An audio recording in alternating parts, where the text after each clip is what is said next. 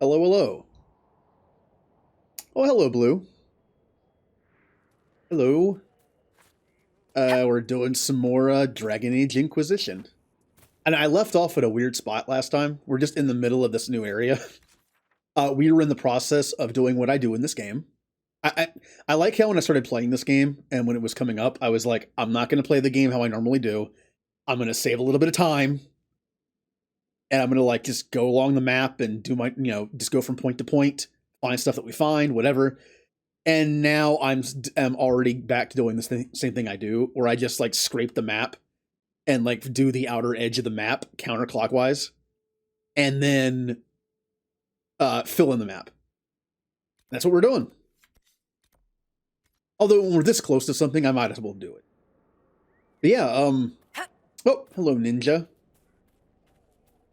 How's everyone's week been so far? It's just like the OCD part of me in a sense, where it's just like that feeling of, part of the reason why I enjoy playing sandbox games is that feeling of progression. And I get a pretty good feeling out of doing the outline of the map, finding all the stuff in the outer edges, and then just doing the middle. I don't know why, but it's satisfying. So we're in a newer area. We were only here for like an hour last time. It's called the Exalted Plains. This area is very gray. It's very, like, war-torn. If you look around, you'll see, like, destroyed buildings and bridges and, like, little fort-type areas that look like they've been, had some fights. I do like the different areas of this game. We already had the hinterlands, which is like a woodland area, but also had some open areas. Then we had that marsh area, which is kind of creepy, full of swampy stuff and zombies. And then we had Storm Coast, which is a very rocky area and has a coastal area to it with a bunch of water, which is fine. Then we had the Emerald Grave, which is very, very, like, lush and green. It had a lot more, like, forest to it than the hinterlands did. And now this area is just, I mean, it's, I don't know, this is just like the gray fighty area. I don't mind it. At least it's different. Like, there has to be a term for these, but whenever I think of this area, I think of these things. Like the little spikies that are set up to prevent people from just running in easily. I'm sure there's a word for it, but my elementary school level vocabulary doesn't have that word. One down. Yeah, it's one of the areas I remember the best, and there has to be a reason for that, right? I would say that I spent fairly equal time in most areas. I mean, depending on how big it is. I remember the Emerald Graves a lot more than a lot of the other ones in this game. That's probably part of the reason why. It's a fun area. It looks good. But like a lot of the areas in this game, you don't really have to do it. That's the cool part about this game. Not a lot of it is mandatory. You gotta just do what you want. Dead. You have to do just enough to get some power. And that's it. But I mean, of course I'm gonna do everything. There's no rift here. Yet it's pretty rifty looking. Oh. Should I just blow this horn? Oh, wait a minute. Aw. No, not good enough.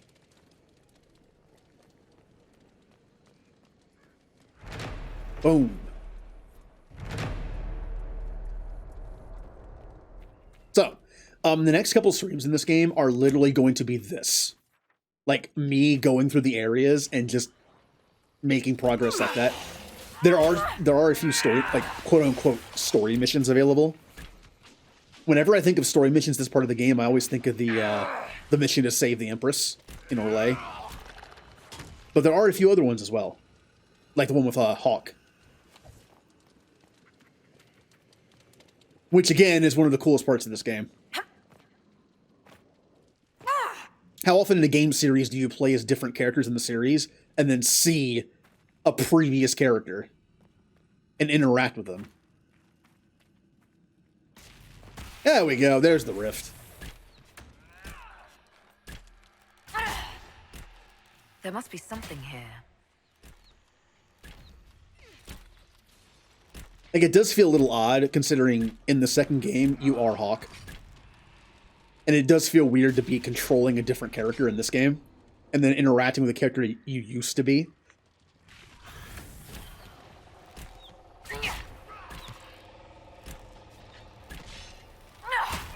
You haven't branched out lately. Look, the only reason why I've branched out in games is because of streaming.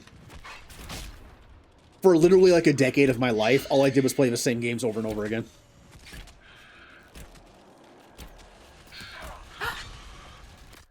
Oh, wrong button. Getting my button layouts down again.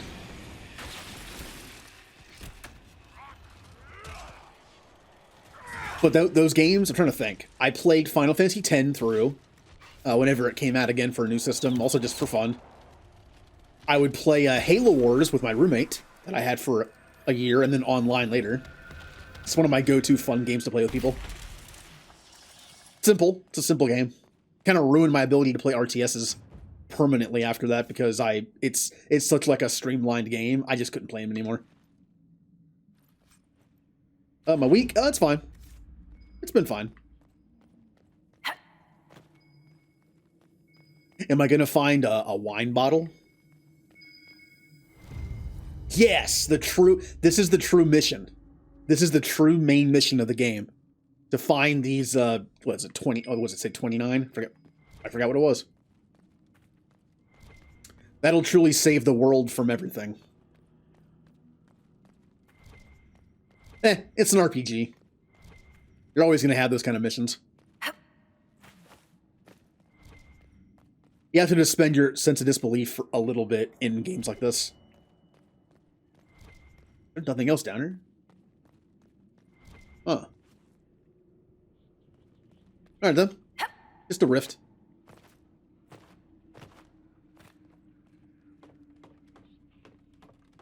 Yeah, you should see my backlog. I have, in my Discord server, I linked a Google Doc that has all the games that I want to play on stream. Not even all the games I own I haven't played yet, just the ones I want to stream. There are some I left off. And, yeah, it's long. If I were to never buy another new game again, I would have enough games to stream for, like, a decade.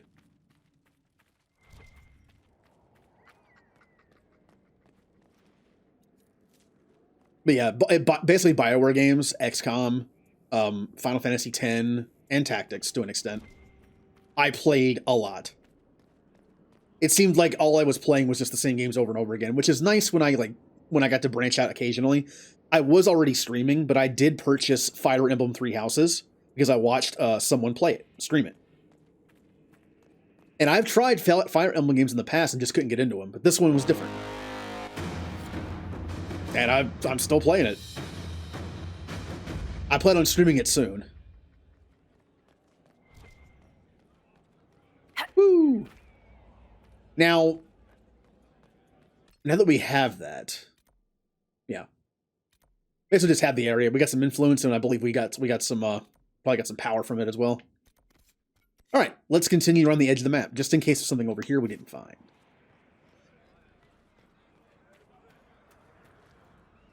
So I think the main reason why I love this so much, like just going around the maps, looking at stuff, and that feeling of progression, is the same reason why I liked playing Andromeda in the Nomad. Also, maybe not to the same extent as those games, but Mass Effect 1. Landing on a planet and looking around on it and finding all the stuff, I enjoy it. Glad to have you on the team. Ooh, a rift. Yeah, us. Yeah, us. Hello, Mist. Thank you for resubbing for 10 months. This hurts you. Almost to a year. I forgot to take that off. I don't have the tea today. My stomach's been kind of messing with me the last couple days. It's been messing with me for like the last 2 weeks, but I didn't want to drink any of the nasty tea just in case. I'm trying to, like, you know, like, why tempt fate? Goodbye!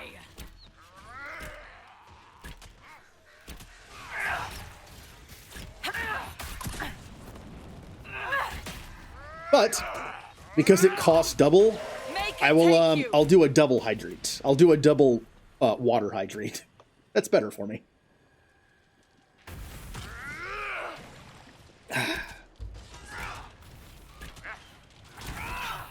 It's Renegade because it'll make me go to the bathroom faster.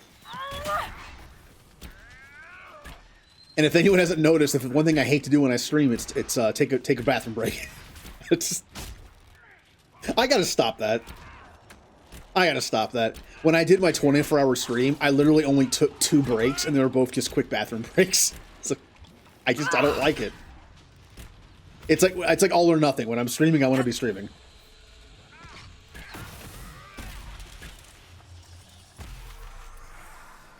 Like, for instance, tomorrow, I'm doing a 12-hour stream. Will I take a break during it? No. It's just knowing me.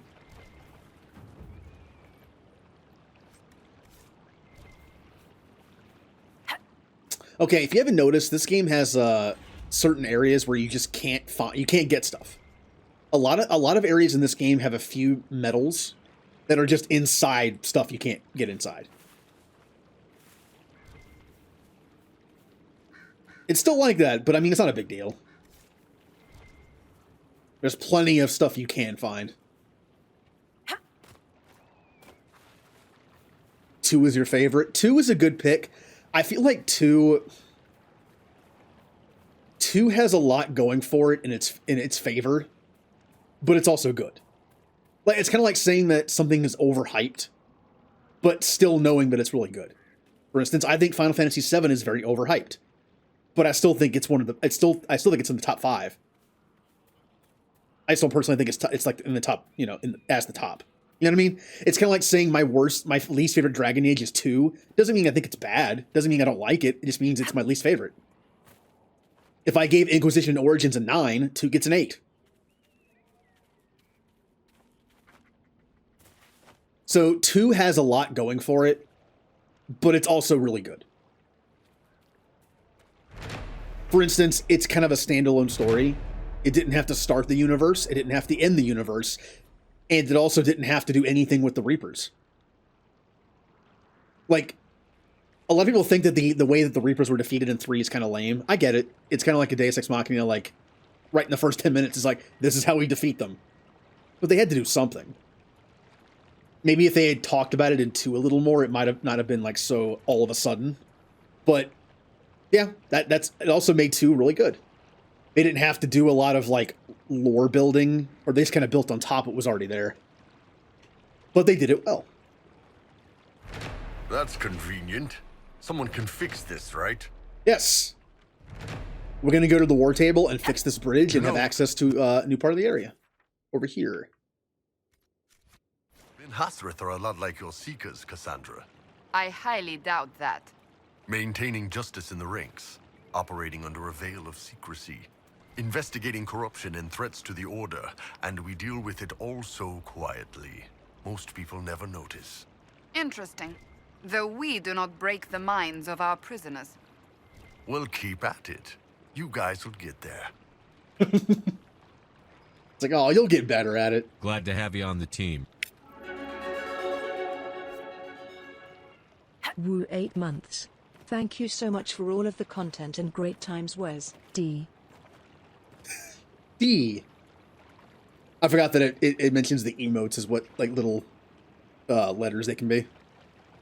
Well, thank you, Remnant. Yep, it has been fun. We're almost to the 2-year mark for streaming. I'm still working on stuff for that week. I know I want to incorporate 3 of my favorite game series, and I think I know how I'm going to do it, but it might change, so I'm not going to mention it yet. And that was dumb of me, because now I'm down here. Huh. Hold on a second. Yeah, I figured that would work. All right. Simple solution.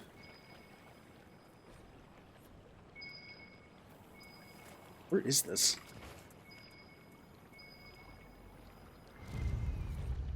Oh, well, I found another bottle. Awesome. Yeah, that would, you know what? That would have worked too.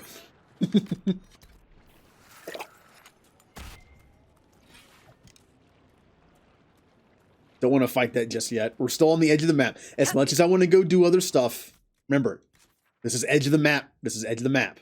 This is all we do. This one is obvious. This one is a lot more obvious where the end of the map is. It's right here. I mean, obviously, you can go over there once the bridge is fixed, but until then... Which, again, is why the desert area is one of my least favorite areas. For one simple reason. You can't tell where the outline of the level is. So you're constantly going out to the point where you like end up getting respawned back into it, just in case you can go that way. It's a lot of that. It reminds me of Tatooine and KOTOR, but at least in Tatooine, there are these little markers that are set up that let you know the border of the area.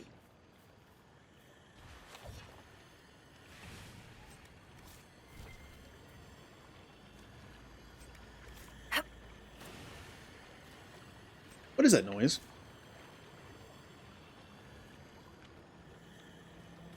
Why am I hearing like a magical wind sound? Oh, now it's gone.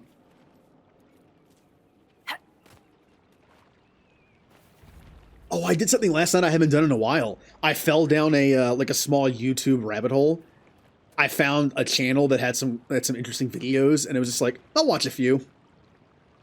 5 hours later. I was even messaging, I was just like on Discord, I was like, I'm gonna watch one more and then I'm going to bed. I'm gonna watch one, found two more, I'm gonna watch those two and then I'm going to bed. Right.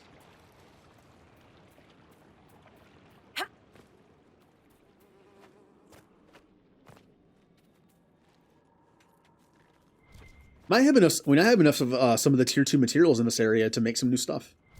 But I'm going to wait until we have access to a lot of it. Then we can do it all at once. Why do crafting over time when I can take a 2-hour segment of the stream to do it? I do like organizing my stuff like that, don't I? Multiple times I've played through Mass Effect 2, I tend to do all the loyalty missions all at once. Just like one big chunk.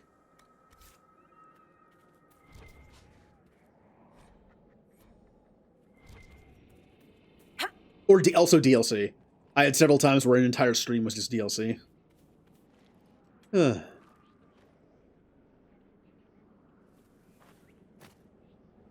love the hissing waste.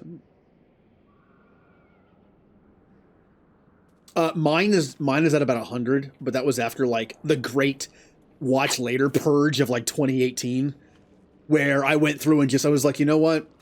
I'm never going to watch these. I know I'm not going to watch them. I'm never going to watch them. So I got rid of all of them. And then I've been doing pretty good at keeping it at about 50. But I got a little lazy the last like month or two. I don't know. There's other stuff I'd rather do. Plus, there are a lot of those videos I want to pay attention. I think this might be due to, oh, alright. This might be due to, being used to doing a bunch of stuff at once, but I have a hard time just sitting still and just watching something, right? I have to do other stuff. I have a very hard time just watching something now, even if I want to. I'm like, I want to watch this video, I want to pay attention to it and be able to take it in and remember it, but 2 minutes into it, I'm on my phone, I'm doing something else. Like, just sit there and watch the thing you want to watch. And it's like, I'm trying. The exception to that is a movie theater, because you literally have nothing else to do. Everything is taken away from you. I feel like that's the benefit of a movie theater in an age where we have like a million things to do, you know, while we're doing stuff. And that is, you have nothing else to do. It's like you're in a dark room, in a seat. You have no other place to go. You technically can't take out your phone or else people get angry at you. It's just you have nothing to do but sit there, and it kind of forces you to pay attention. I've hidden the boat under Ferb's old fishing pier. Get everything you need. Meet me down the river. Watch out for the currents. I'll wait for you. Something hidden.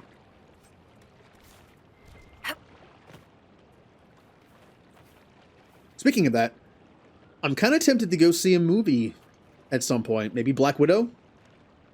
In fact, the only MCU movies I never saw in theaters were Iron Man 2, Iron Man 3. There was a period of time where I just didn't go to the theaters. So it was like Iron Man 2, Iron Man 3, Thor 2, and I think Guardians 1 around that time frame. Like, I just didn't go to theaters that much.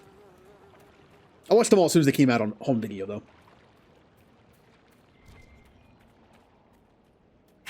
Although the only, like, newer MCU movies I didn't see in theaters were Black Panther and Spider-Man Homecoming.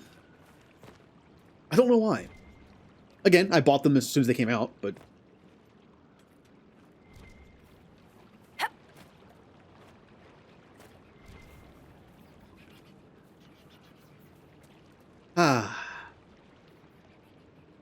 This place really does remind me of Skyrim.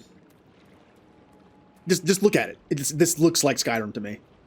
It has some water, it has some mountains, and it's kind of gray. That's Skyrim to me. Oh, Fast 9. I've only seen 1 through 6.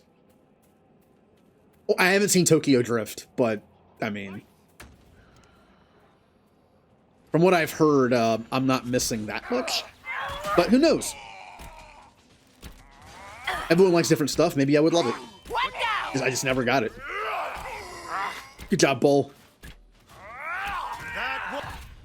One down.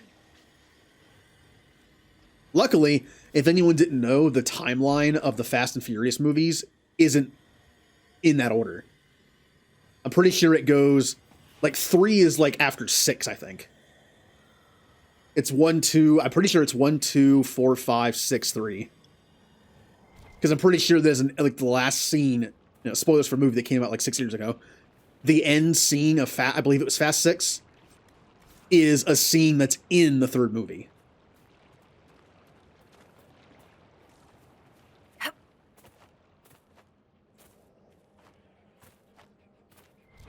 But I never saw 7, 8. I never saw 7, 8, or the newer one that came out. Or the, what was the spin-off one called? That had 2 characters in it from one of the movies. That was even more ridiculous and over the top than the movies are now. I do like they embrace what they are. The first 2 movies are somewhat realistic. I know, I'm sure like a car expert could watch the movies and say, no, it's dumb, but it's a movie. And now it's just, like, ridiculous.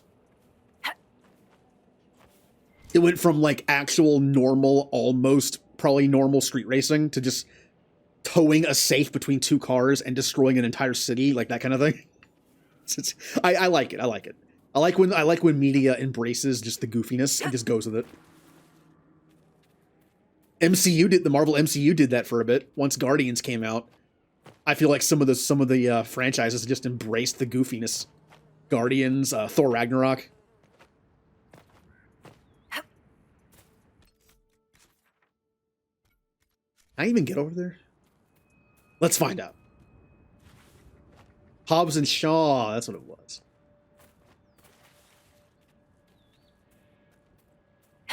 Was it Jason Statham and Dwayne Johnson, I think? Oh, there might actually be something down there. Maybe like in the very corner.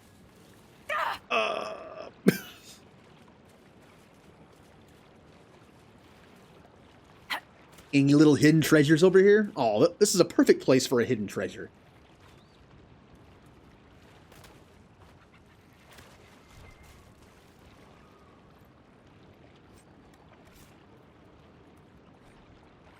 I remember watching the first Fast and Furious when I was in high school. You know, in hindsight, having a movie come out like that that's super popular with younger kids when they're just learning how to drive, maybe not the best, what am I looking for here? What's the word I'm looking for here? Role model-ish kind of thing? Maybe not a good influence, that's the word I'm looking for.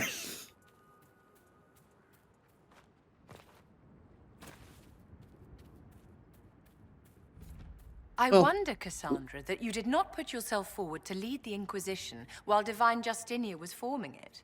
The Divine wanted a heroic figure all of Thedas could rally behind.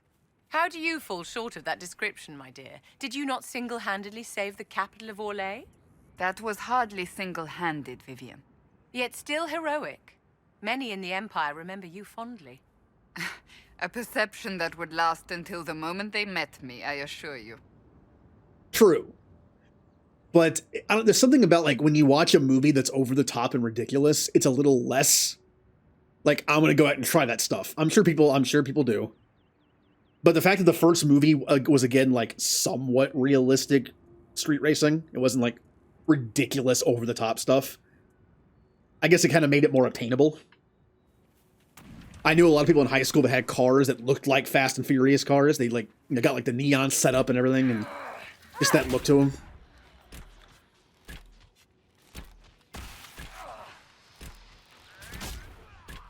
Also, just like most high school students, everyone drove like idiots. Whether they were just inexperienced or because they were being dumb and trying something that would be fun.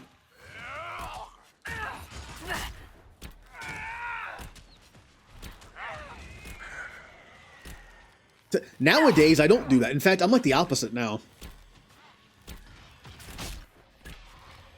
I think it's because it's one of those things where when you're younger and you're driving, you don't realize all the messed up stuff that could happen that can go wrong. So you just don't think about it. But as an adult, you do know. So it's just like, all right, well.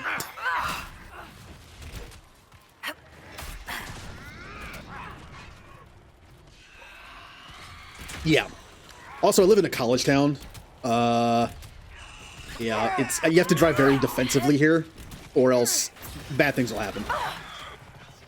I myself have prevented like a dozen or so accidents by simply being like, oh, that person looks like to be college age. I'm gonna keep my distance a little bit.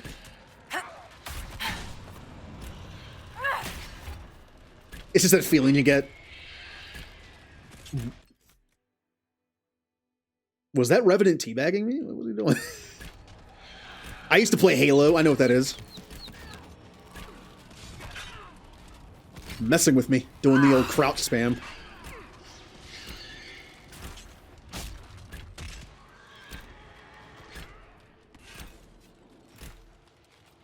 Oh, the days of Halo.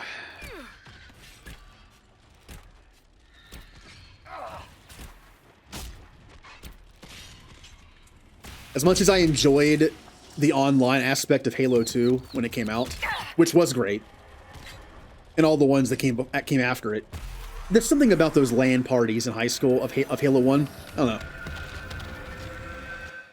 Having 4v4s on two different TVs in the same room. I kind of miss it.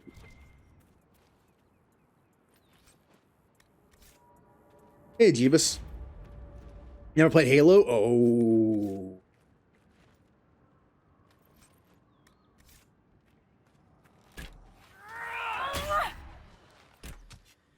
Halo is pretty fun. Even if you're not really into shooters, I could put it on easy. Well, my first time through, I'm pretty sure I played on easy. It was the first time I ever played a console shooter. I mentioned before I wasn't big into keyboard and mouse gaming or on my PC, but I had a few first-person shooters on PC. I just barely played. I had a Medal of Honor game, Jedi Academy, and Jedi Outcast. You could also do first-person mode with guns, so that kind of counts. But I had actually never played a shooter with a controller before until Halo came out, and I was like 16, like 15 or 16. And I kind of did that thing where I did the concept of using my thumbs to both control the camera and my aim and movement. I didn't understand it. So I did what everyone does their first time playing a shooter like that. I only moved one stick at a time. So I would like aim and then I would like strafe with the other one and try to like line up my shot instead of actually like moving and aiming. Because I just wasn't, my brain just didn't understand the concept. I actually played it. It was a school night. I went over to a friend's house and he got an Xbox. He had Halo. And I was like, oh, I haven't played that before. We ended up playing through the entire game. Now it's only like 7 or 8 hours, but still, I went home a lot later than I planned on going home. And then for Halo 2 and 3, I went to the midnight release at our local GameStop, picked it up. For Halo 2, I actually had friends over, and we played it. I beat it in one night after we were done playing the multiplayer, and most people went home or fell asleep. I beat the entire campaign on my own, just by myself. And Halo 3 was fun because we had a midnight release, and that night, a bunch of my friends got together online and started playing it. Good idea.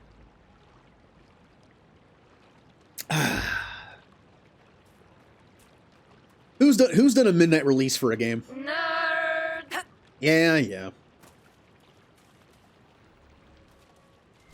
I did Halo 2, Halo 3, Final Fantasy 12 for some reason. I think I did one of the Call of Duties just for the experience, even though I really didn't care that much. I believe I've done more midnight release movies than games.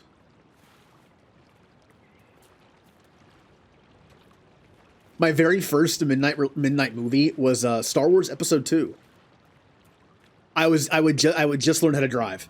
I had just gotten my license. It was one of the first times I ever driven by myself at night. It was also a school night. I didn't get home till 4 in the morning. It was allowed. I was allowed to. My dad understood that it was like a one time. It was like a special occasion. So I was like, okay, as long as you go to class, as long as you go to school tomorrow, it's fine.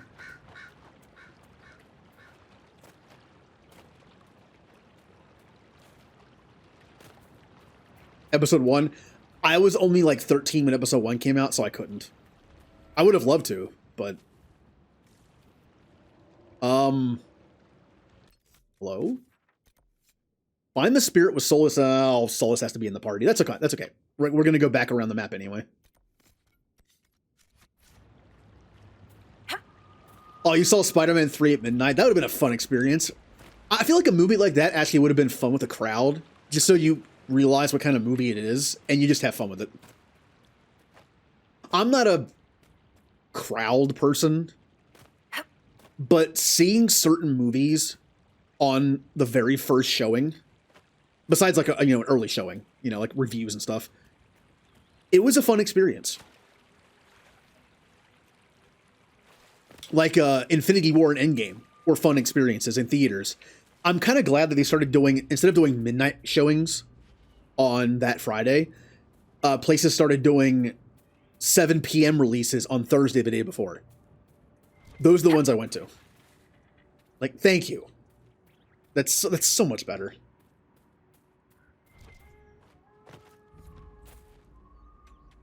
I did that for a lot. I did that for episodes 7, 8, and 9 Star Wars, and I did that for a lot of the MCU movies around episode 7 on.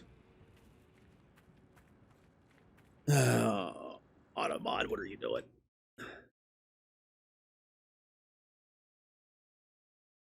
Wow. Automod? Blue, how dare you say that? Friends got a job there, so you chance to see midnight for free. Ah. I was 15 or 16 then. But I'll be honest, I wasn't big into Harry Potter. I did binge my way through the books, but I never read the last book or watched the last 2 movies because I had some of the stuff spoiled for me. So I was like, what's the point now?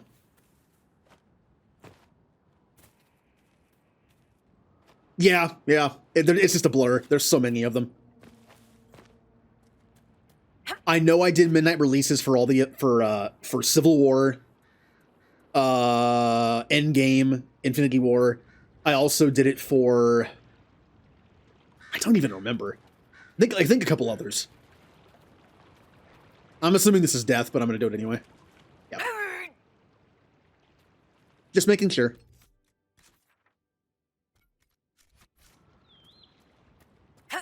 Although we have had a little break from MCU stuff, haven't we? Besides the TV shows. If that's not your thing. If you prefer movies. But, yep. Isn't when did the last MCU movie come out? When did Spider-Man Far From Home come out? I mean, it's been at least, 2.5 years, right?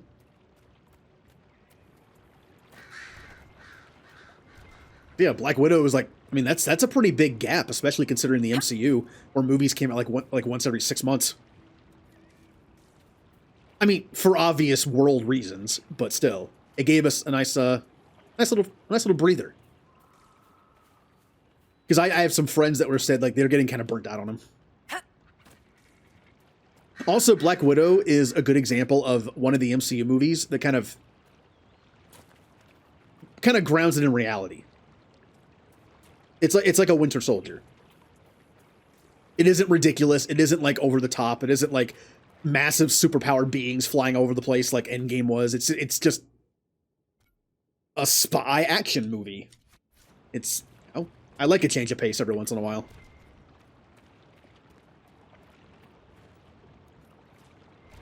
I need to go see it before it gets spoiled for me. I'm not even, no one say anything. I'm not entirely sure if Black Widow's even a prequel. I'm guessing it's a prequel, but I don't think it is a prequel. I don't know. Maybe, I mean, come on. Let's face it. With the way that Marvel does timeline stuff, maybe it's not. Maybe it's an alternate reality. I don't know. I'm guessing. I don't know much about the movie. That's on purpose. Whenever stuff like MCU movies come out or things like that, I always just don't pay attention to stuff because I kind of want to be surprised by stuff, as much as I can. But since the MCU is now starting to get into alternate timeline stuff because of, Endgame, they kind of started introducing that kind of stuff. Like kind of like how the Arrowverse on the DC side has been doing that for several seasons now. I mean, that is a comic book staple, is alternate realities. Also, back when Agents of S.H.I.E.L.D. was a thing, which I did like, and back when the Netflix Marvel shows were coming out, there really wasn't a lot of connection between them. They were connected. They were in the same universe, but they hardly ever connected them. Like the first 2 seasons of Agents of S.H.I.E.L.D. had a very loose connection occasionally, but after that, there was like nothing. Not really. Does make it easier from a writing perspective.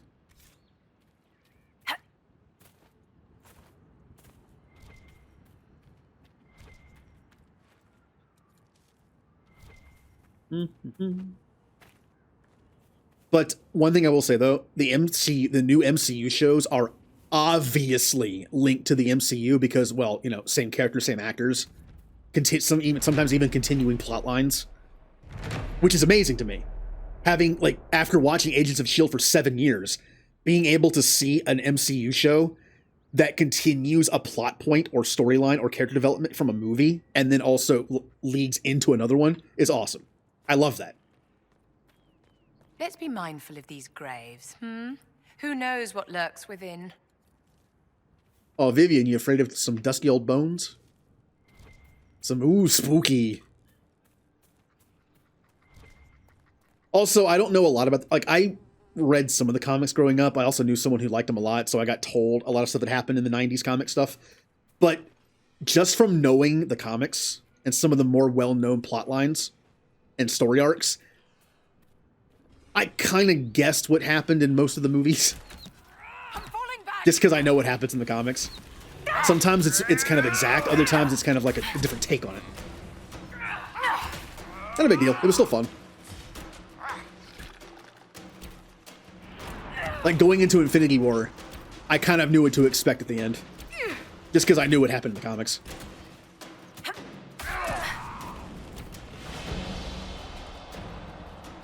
Still fun though.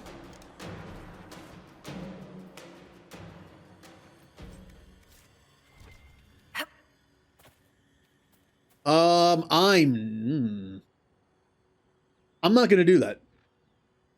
I'm not gonna do that. This is a burial ground. I don't think I want to do that. You know what? I don't think I want to mess with that either, even though it's already broken open. I think I'm just gonna leave it alone. Oh, is it? I liked it. It was different and it gave us more Loki, which is always a good thing. Also, Loki did have its season finale this week, or was it last week? I already forgot. And I liked Almost it. every I like where it's Ornesian going. noble keeps a winter home in the Dales. It's a mark of status. Although, I don't know if this is actually a positive or negative thing to say about the show as a whole, but my favorite thing about the Loki show, besides just getting more Loki, was what it set up at the end. And what it could mean for season 2, and what it could mean for a movie that could be coming up. To me, that was my favorite part. And now that might be a bad thing, saying that the best part about an entire show season, it was only 6 episodes, but was the setup at the end. Eh.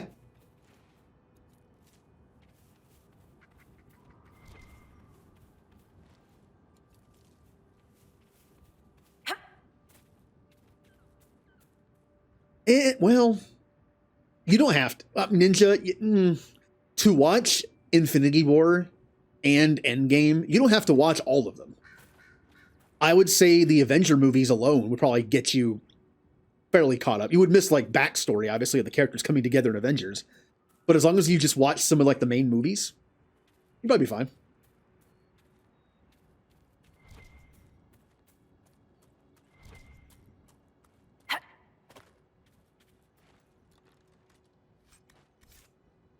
Yep. I've had seasons like that where I waited till the season was done and then I was like, oh, it's done? And then I just watched the entire thing. This time though, the MCU shows are fairly short. How long was WandaVision? Like 8 episodes? Falcon and Soldier I think was also like 7 or 8. This was only 6. So it didn't take long to get to that point. Aww.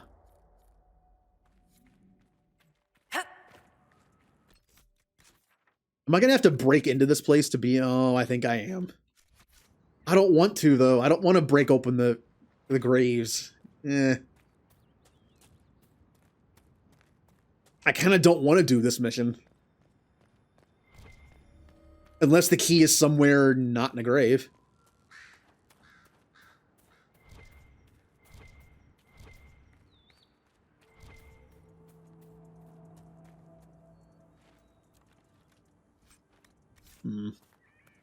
Oh well, I'll come back to it if I feel like it. I don't know, the way I see it is when something like The Expanse for some of the seasons came out all at once and I got to binge it. I prefer things to come out all at once like that because it gives everyone a way to watch it.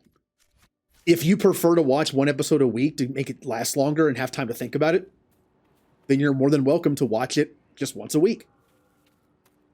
But if you like to binge stuff like I do most of the time, the option's also there. By having it come out all at once, everyone has their option. By having it come out once a week, then then people who love to binge stuff either usually have to wait. Although only being like 6 to 8 episodes, I didn't mind just watching it once a week, or even just waiting. Either way.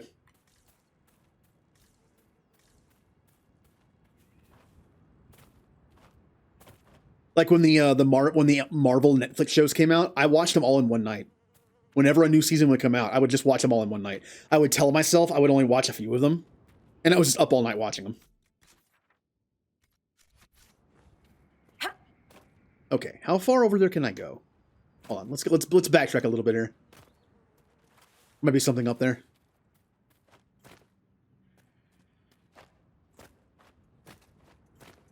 See, this is the kind of exploration you have to do in this game. It's like, oh, there could be something up here. It probably isn't, but I'm going up here anyway. As undetailed as this area is, I'm guessing I shouldn't be up here. Or there's just nothing up here. Notice how flat it is. I know it's just like a moss covered rock, but still, or like vine covered. I shouldn't be up here. That.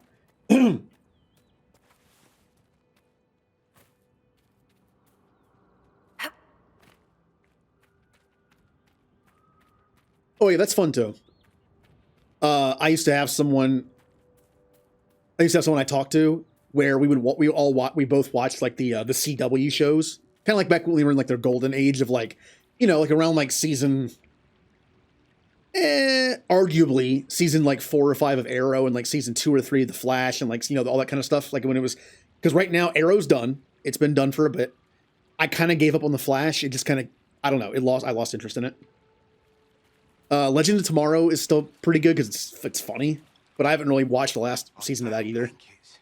Oh, Maker be praised. But yeah. What did you have to trade? Nothing. The Inquisition's giving them out. Enough for everyone. Yeah, because we're awesome. How did you sleep last night? Better. Anyway, we after all the new episodes for that week, we'd talk about it, like what's going to happen. Like, oh, we have these theories and these theories, and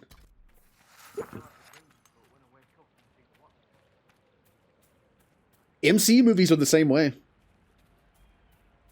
When an end credit scene isn't super obvious and could be like a little cryptic, it's fun to kind of guess what's it going to be.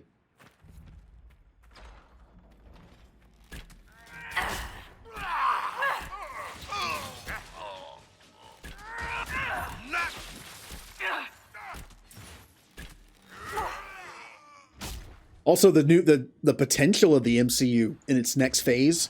Not only are we on a new phase 4, which started with Spider-Man, I believe, but we're also in a new saga. The Infinity Saga ended at Endgame. So Spider-Man was like the first of phase 4 and the first of potentially some kind of new saga. Who knows what it's going to be? I'm trying to think. Now, these are just blind guesses, but who would be a Marvel villain or some kind of plot point that could sustain another 20 MCU movies, kind of like in the background?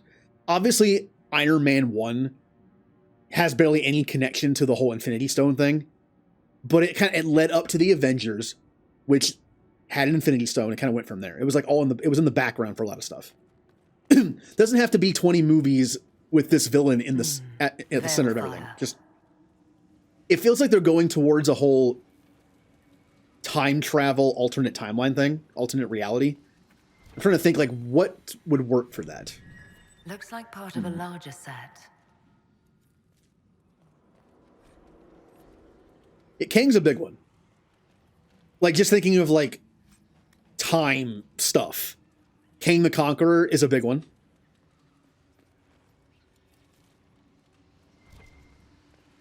Funny thing is, I actually know more about DC villains in this sense than I do Marvel somehow. I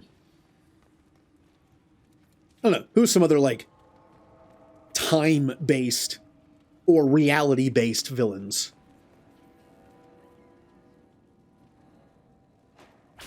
I mean, this doesn't go into that, but one of the villains I can think of that would make sense is Galactus. I mean, Galactus is literally the eater of worlds. I mean, I feel like he could be a villain that would last for a bit. Ooh. Decent stuff.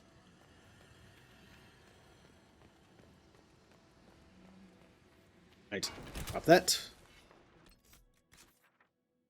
Continue as far to the right as I can go.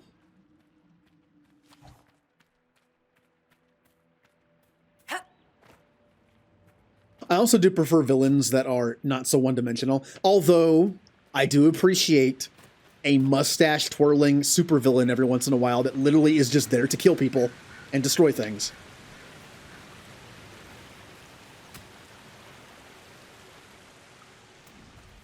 But most of the time I do like a villain that's, has some depth to them. Even a sympathetic villain. I'm a big fan of X-Men, and I always liked Magneto. Depending on the continuality you're reading or watching, Magneto can be a very sympathetic person. Or he could be a crazy person who wants to kill all humans. I mean, it kind of depends on what you're in.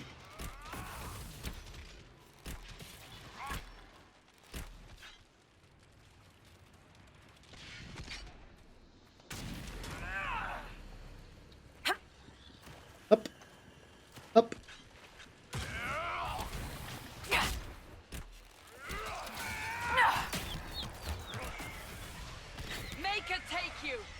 I've been using poison this whole time, or my my rift move.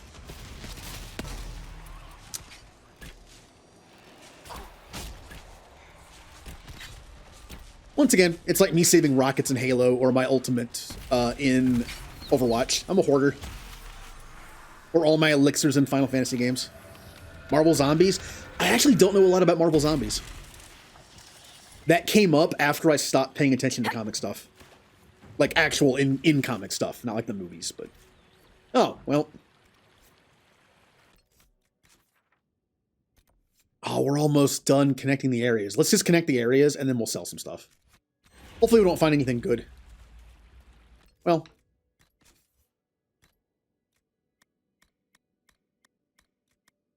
This stuff usually isn't worth that much.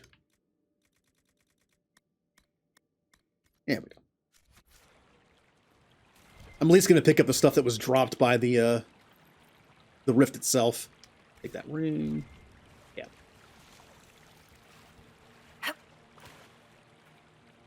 But think of the future of the MCU now that we know like who owns what now.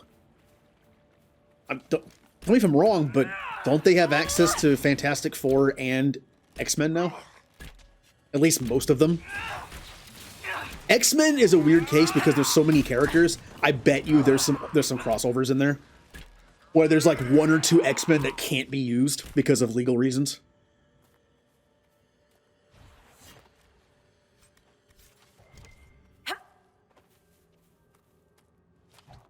Like they got I know they got X-Men, but what about Deadpool? Deadpool is one of the few. Okay, wait, hold on. Was the Deadpool movie Fox? It had to have been, right? Because Deadpool, I think, was lumped in with the X-Men. Yeah, but since Deadpool was a very successful movie, and the second one was pretty good. I like the first one better, but I'm wondering if Fox would have given that up, or did they keep Deadpool but give away X-Men? Like, we'll keep Deadpool. He'll be our one MCU thing.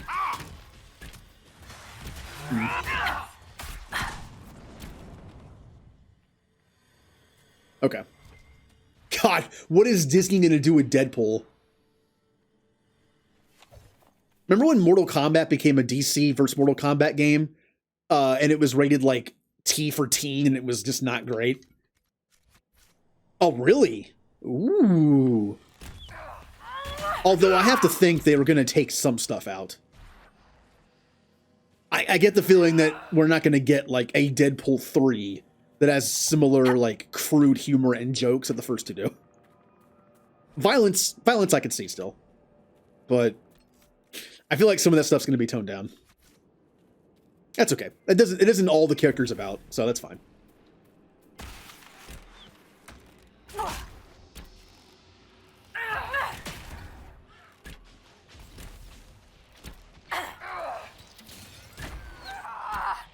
I mean, one of my favorite things about one of my favorite characters in the Deadpool movies is Colossus.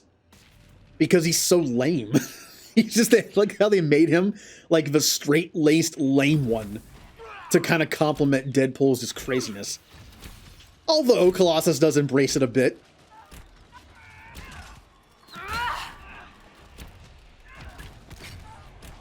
Deadpool kind of rubs off on him a little bit. Also, Colossus was always one of my favorite X-Men.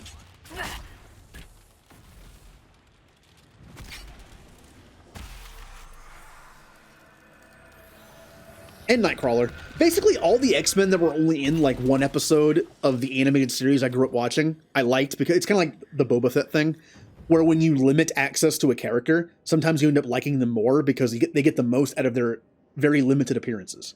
Nightcrawler only had like 2 episodes he was in of the X-Men animated series. And Colossus, I also think, only had 2. There was the Juggernaut episode in season 1, and there was an episode where Omega Red shows up. And then for Nightcrawler, there's the episode where they go to a ski resort in Germany, I guess. And they meet him at like a monastery. And there's the episode with Rogue and Mystique, and it's a whole like family thing. Okay, let's go back to camp, and we'll see about this little area here. And then we'll sell some stuff, and then we'll come back and do all of this. Yes. As much as I find going around the edge of the map pretty satisfying, it's super satisfying to me to go through the map now and just tick off everything on the board. All right, so first things first. Go down here. Jubilee was your favorite. Inquisitor, I've something for you. She was kind of the... Am I really going to compare her to this character? She was like Van in Final Fantasy 12. She is. I think she's supposed to be like. She is the viewer character. She's the newbie. She's the rookie. She's the one that like introduces the world to the viewer through her eyes, and she doesn't know anything either. I can appreciate that. Storm. You know, it's kind of lame to say Wolverine was my favorite. Of course, he's one of my favorites because he's Wolverine. I liked Beast because he was the nerd. Not surprising, I like Beast. Just like Donatello's my favorite Ninja Turtle. I wonder why. I tend to like all the nerd characters.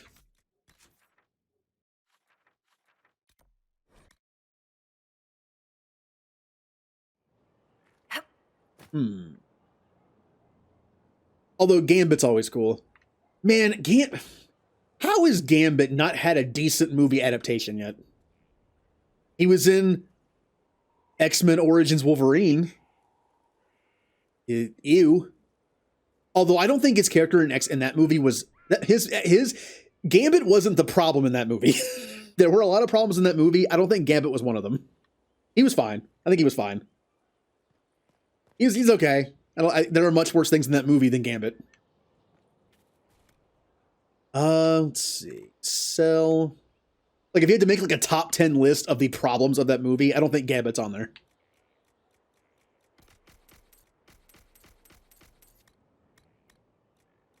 I saw that in theaters. That was an interesting experience. Just looking at it, just like, what am I watching? I'm just gonna sell all these things. We're upping our quality here. I'm only going to keep blue and above for these. There we go.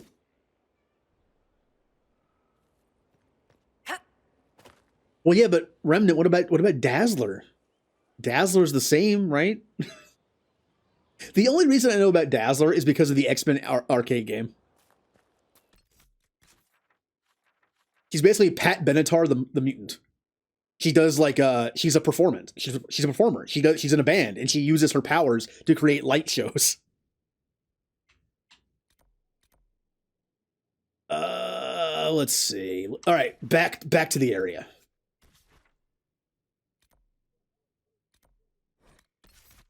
Who should I use? I need Solus for that one thing that we found. And the others I don't even remember. Let's take a look. I need Solus, but who else do I need here?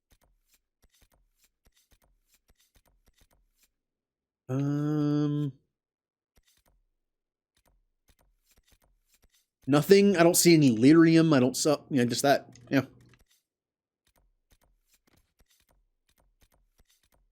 Come on. Also, Jubilee's a lot stronger than you think. How about Blackwall, Solus, and Iron Bull again? Yeah. I like Iron Bull. Converts sound to light while Jubilee generates superheated matter. Isn't it called, like, I think she referred to it as, like, energy globules? But again, she is stronger than you think. Later in her career as an X-Man, X-person, she becomes a lot more powerful. Basically, she can create those energy globules out of nowhere. Meaning she can decide where they form. Meaning if she wanted to have one form into your brain and give you an aneurysm, she could.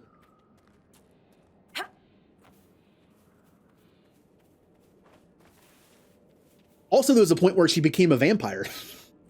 God, comics. She was also the leader of Generation X, which was a very, mid-late 90s thing. I mean, it's literally called Generation X.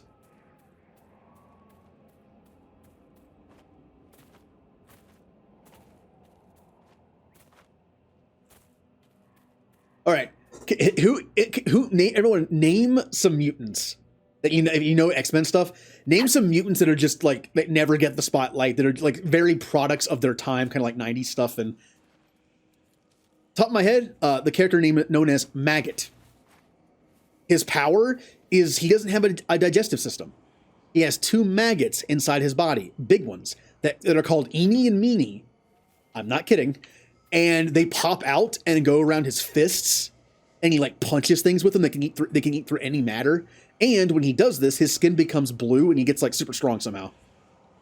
And yes, this character was known as Maggot. Sounds like a 90s wrestler name. It probably was.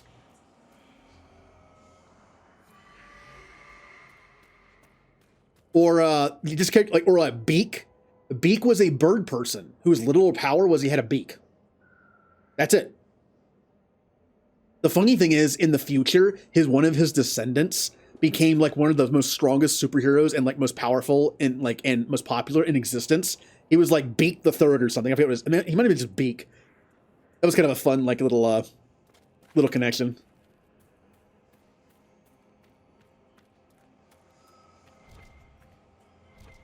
It's above me, isn't it? Oh yeah, it's this one. Yeah. Come on. Can I just do it from here? Ooh, it was close. Yeah. No.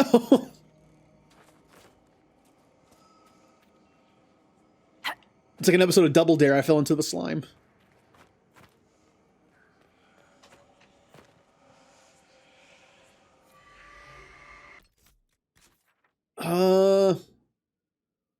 Next, let's go this way.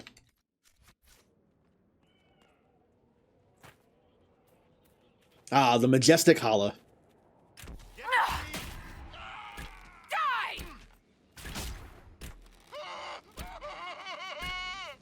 There was original Double Dare that was like very late 80s, early 90s around there, and there was one that came out later, but I forget what it was called. It was Double Dare something. It was just a newer version of it. My Nickelodeon game show of choice though was Nick Arcade because I mean, well.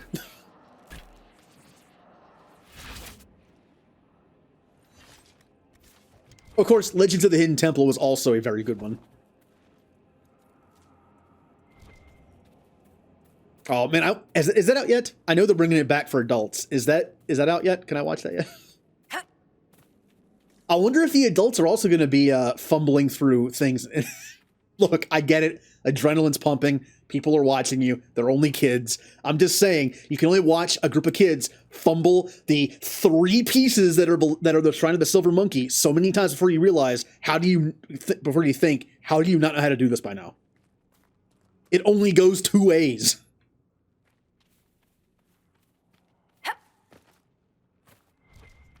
It's kind of like Monday morning quarterbacking, you know, a fun game show, but still.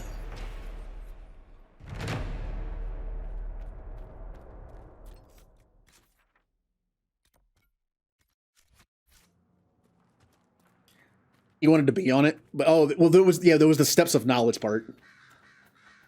It wasn't just athleticism. It was actually like, it was more just like listening comprehension. Because he would literally tell you all the information, then you answer the questions. But no, right now, no. I used to have very good reading and listening comprehension, but since my memory is awful now, I really don't. So I would be terrible at that part.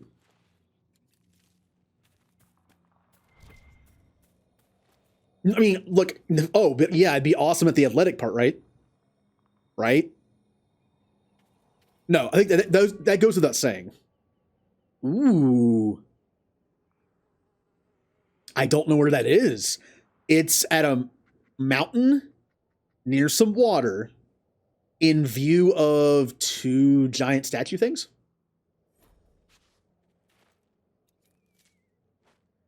Well, might find it, might not. I'm not. I want to find everything on the map, but at the same time, I am probably not going to find everything. Like I'm going to find all the shards, but I'm not going to. I'm probably not going to find all the paintings. I'm probably not going to find all the bottles of alcohol. So I'm kind of drawing the line a little bit.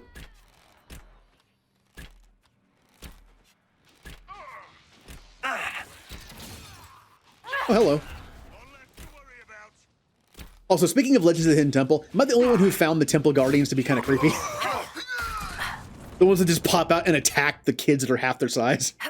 And just, like, mug them for their token piece or whatever it is. How long do you think it's going to be before, you know how, like, they're kids, right? But you know how, like, this new one's going to be for adults? How many episodes do you think are going to happen before someone where a Temple Guardian pops out of somewhere to an adult that's like their size or bigger, and the contestant just punches them right in the face? That whole flight or flight instinct. Someone is going to fight a Temple Guardian. It's going to happen.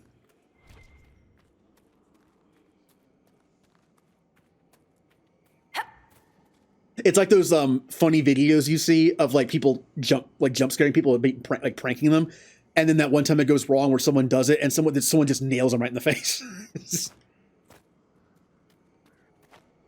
Hey, you know what? Good. How do I get up there? I'm guessing I have to get on that side and jump across.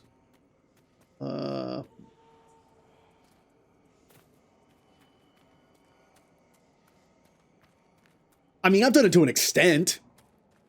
I had someone surprise me at work once from behind me, and I instinctively turned counterclockwise, but because I didn't know it was behind me, I poked my left elbow out a little bit. So when I did the twist, I nailed them like right in the chest with my elbow. It's like, thing is though, they did it on purpose. It wasn't like an accident where they were just like tapping me on the shoulder to signal me. No, they admitted they were syncing up on me. They were like messing with me. That's why they were so quiet. I would have heard someone come up behind me if they weren't intentionally being quiet.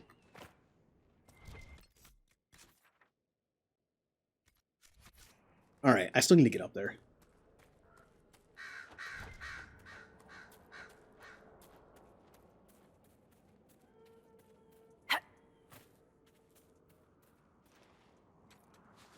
And nope. And nope. Okay, can I get that from here? I don't think I can. I think I went a little too far. Hey, well, I'm up here. No, nothing.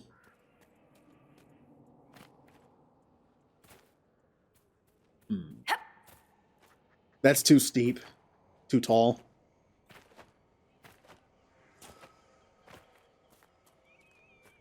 Gotta be this way, right? I wouldn't think that made me go too far away. Ah, this could be it. Oop. Oh, maybe not. I wonder if they'll keep the same rooms too. I mean, you got to bring back the you got to at least bring back the classic names, right? We need those teams back. Come on. Yeah. I can't do it. I'll never be on Legends of the Hidden Temple at this rate. I don't know how to get up there. Get away from me. I'm just trying to do some platforming. Speaking of athleticism, Guts. Not one of my favorite shows growing up on Nickelodeon because it was basically just all athleticism, which as a kid, didn't care.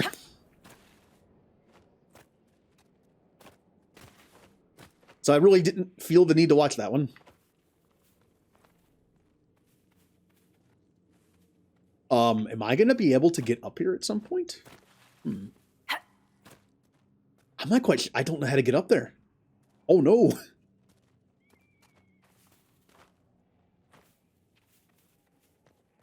Looks to be a gap on this side that I can't get past, so it has to be somewhere in here. But that I mean, this looks to be it, but I can't quite make it up there. This is my best bet right here. Or here, doing like a. That was close.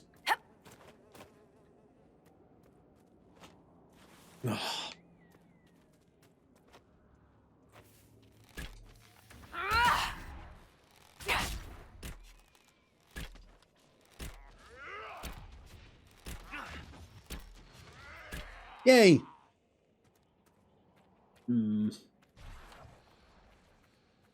Yeah, I don't know. Oh.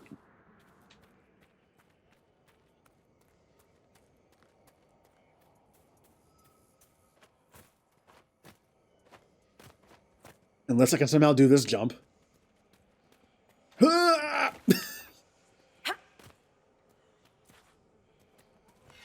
No, that was bad. Come on, guys, get in the way.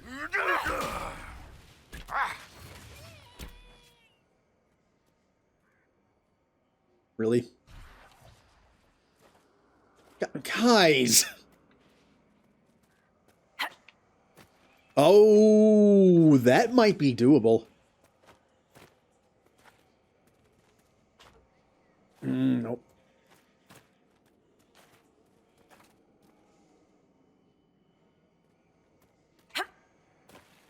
It might be doable. I noticed I caught on the right a little bit. Guys, please. Aha! Well, that one was annoying. All right. I can't get in there, can I? Or can I? That might have been the area where I got locked out of for a bit. We'll take a look.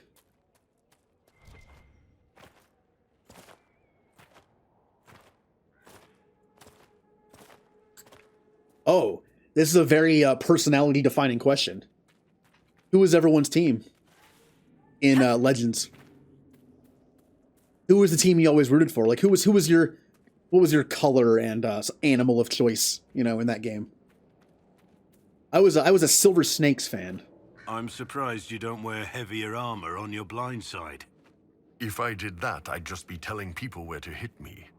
As it is, every half-decent fighter sees the eye and thinks he can feint, then come in with a low stab. Then I chop his head off. It's like a gimme. That can't work every time.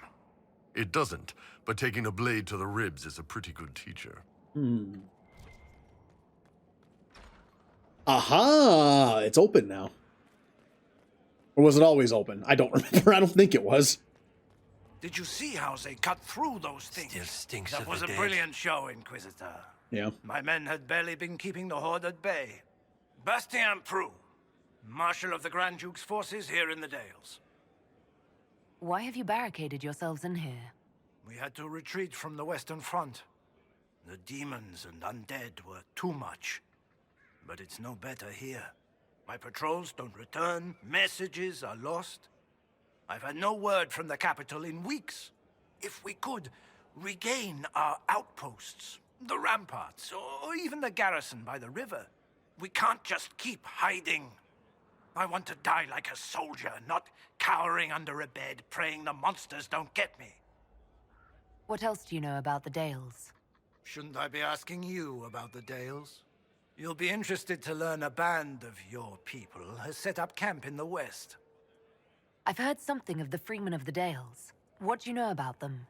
They're a mob of traitors, too soft for war. Thought it was a skirmish or two's and back for supper. Turns out it wasn't, and off they run to the first person to tell them their tantrums are acceptable. Now they want independence. To establish a new settlement. Ridiculous. I shall take my leave. Good day. Demons, deserters. So yeah, those mages, deserters I hate them all. that were in Emerald Graves are also here. Make her be with you. Inquisitor. Oh, you're the same I shall person. take my You're leave. literally the same person, but you Good walked day. over here. All right. You got me. You heard? Evelyn took off last night. said You she had was it. joining the Freemen. Of course not.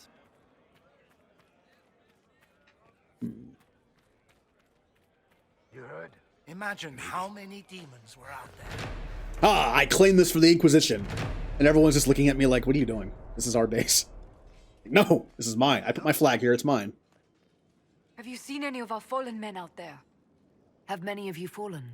What you see is all that's left. We were 1,000 strong once.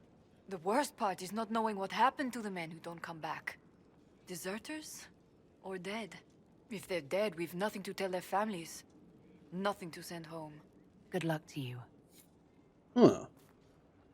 Soldier's letters. Oh, ooh, nice collecty quest, huh? Alright.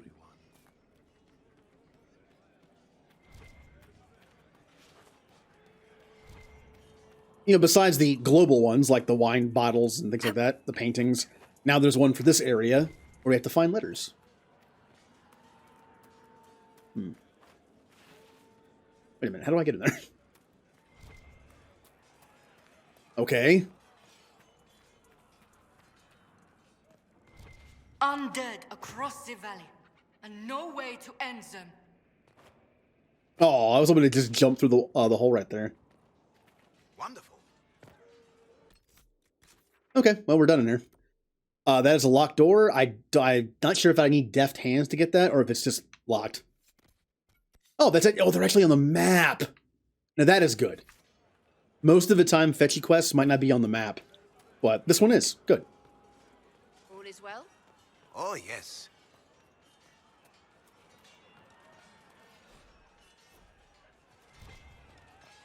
I can't, you know what? I can't wait to get to new areas of this game, Imagine how many demons were out there. because I just don't remember a lot of them. I remembered this one, mostly. Lee? I can't, all right. What I get for taking a shortcut, I guess. I can't believe this. No, this way. All's well, it seems. Of Headed course. out on patrol tomorrow. At last. Oh, yes. Headed out on patrol tomorrow. At last. The demons are gone. Yep, that's my doing. The Demon Slayer. Up. Ooh, more demons. I see some experience. And a chance to help people, of course.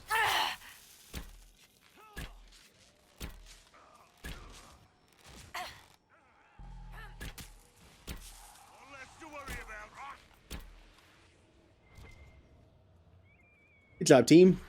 Stay sharp.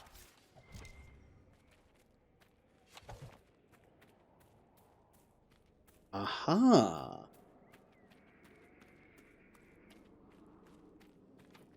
Okay, I need the perk to unlock that one. I need the perk to unlock this one. Yep. Got it.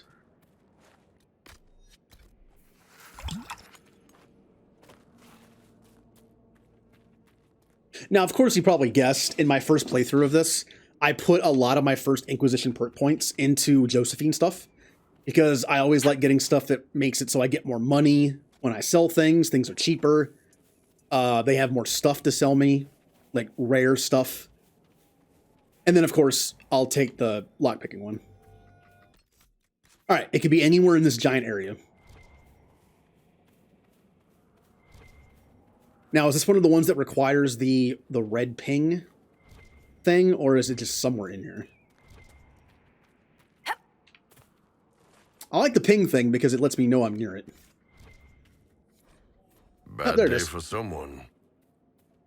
So there's no ping. It's just in the area. All right, we cannot get to this camp yet unless things change. No, I think I need a table thing to do that. Well, I'll double check. I think it's this way.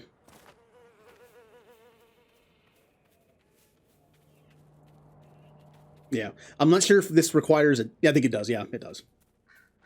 We'll do the table and the bridge when we go back. That way we can access the... We'll do everything here first, and then we'll unlock the new areas in here and come back and do them.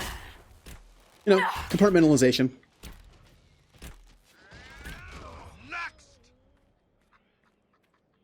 in a game like this, opening up new areas quickly like that could be a little overwhelming. Makes it harder to be like, oh no, that guy's gonna die. He's dead. He's so low on health. I also attacked the wrong thing. We'll save you. Probably not.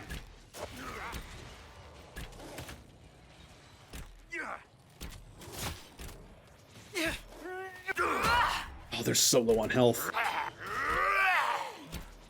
Oh, wow. We did it! And I got nothing for it. Okay, cool. Okay. Please. Well, that's the happy dance of victory. It's also the happy dance of finding loot, because every time I try to pick up loot, I jump. That's lore now, by the way. Our Inquisitor is so happy to find loot, she jumps occasionally before picking it up. Come on. Yay, we found a landmark. Yay. Oh, it's because of the fighting. That's why. Why can't I put this down?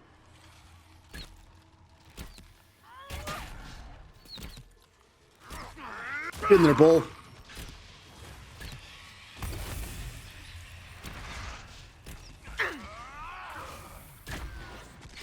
That miss? Wow. Oh yeah, I need to take evade. That reminded me. Whenever I can level up again, which I probably have one, knowing me, I need to take evade. Or whatever it is. There's evade and there's like the actual active evade one.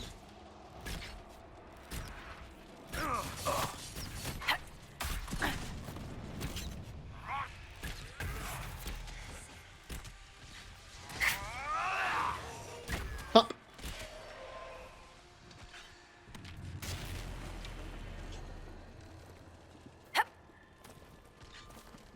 I could have used a spell. Oh well.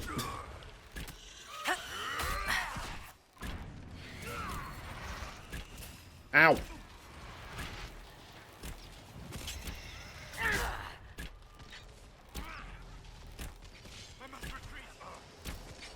Solus, you're fine.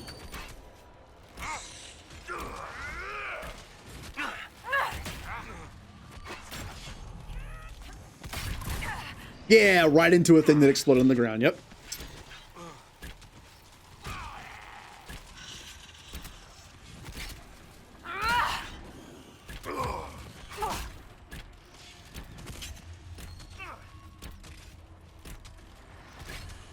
Good job, team.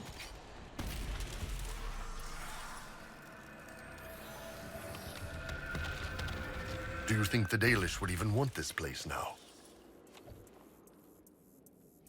It is kind of messed up. But it's not like the Dalish have a lot to begin with, so they probably take it back. Not going to be picky about it.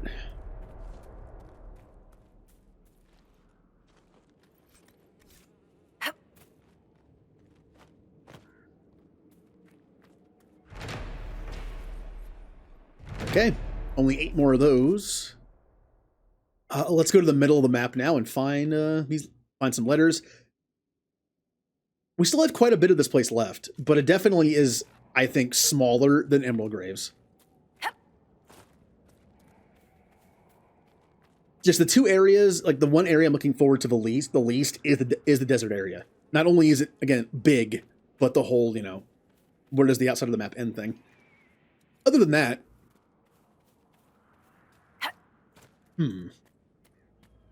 don't know. I would say, like, I would ask, like, what's my least favorite place in this area? Or in this game? I don't know, because I don't remember some of them. This area of the map is a little annoying because it's hard to get around sometimes. Like, oh, I want to go in here, but you have to find, like, a little opening to get through. Most places it's fine, but I just remember having a hard time finding a way into certain areas, or just having to go around all the time. Also, this area is very splintery. Okay. More shards. Hey guys. Bye, demons. He's just floating away from me. Bye.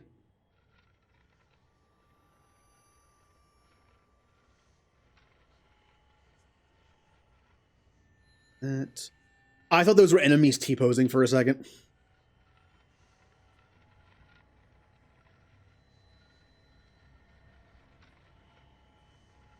Wow, I've missed 3. That's sad. There. How am I missing 3? Oh, they're going away again. Bye.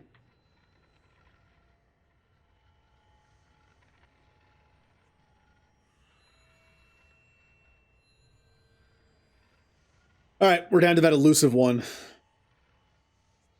There it is. Okay, we are now surrounded by shards. Let's go get that one since it's behind us. Up.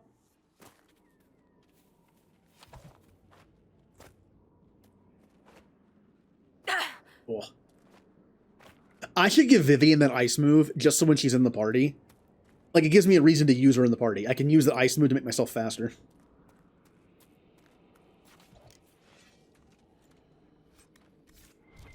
Ooh, some bad stuff happened here. Guys. Sorry. Hey, I'm a rogue. Here. Alright, group. I pick up the loot while you fight.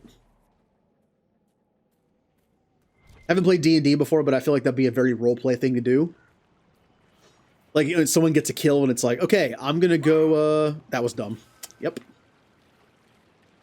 That was dumb. Well, time to, warp up there.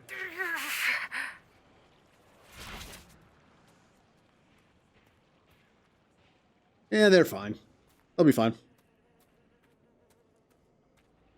But yeah, like, let's say, like, the warrior in the group downs somebody that might have good loot.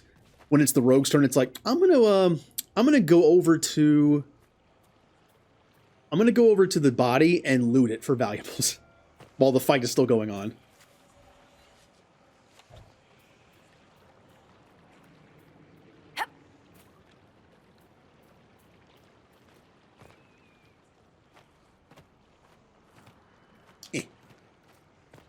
Do some platforming. I suck.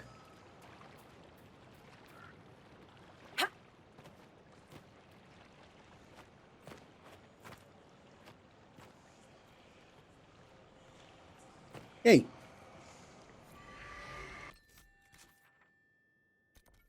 Next. So if anyone is wondering, like, what is the purpose of finding these shards? There is a place later in the game that I have access to right now, but I prefer to wait until I have all of them, or at least most of them. It's a bonus place where if you put all the, you basically use the shards to open up doors, and you get, like, permanent stat increases and things like that. But I'm going to wait until I have all of them, or at least quite a bit of them.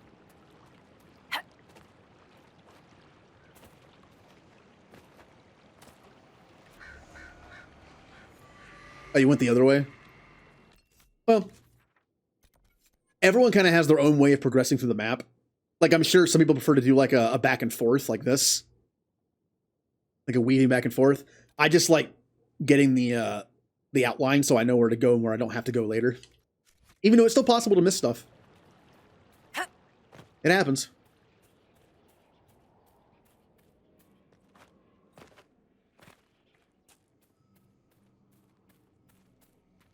Whee. Ooh, where's this one? Oh. Right there, huh? Oh, come on. I mentioned before, but I like those big gains all at once. Like saving levels in Final Fantasy X, which I know is counterproductive to level grinding. Because if you just use the save moves, yeah, the sphere moves to level up at like one at a time, you get more powerful, which makes the level grinding go faster. That's the part of my brain that's smart saying that, but the part of my brain that's dumb is like, no. I want to save 20 sphere moves and do them all at once. Get this one first. I'm closest and it might involve some climbing.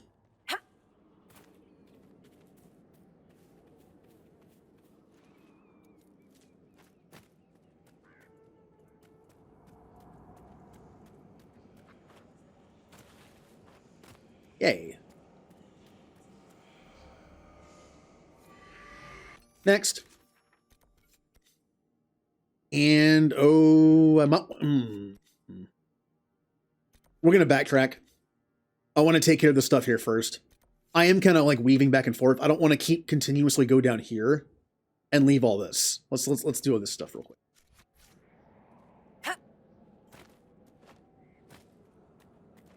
I guess that's part 2 of my scraping the map in this game, or any game like this.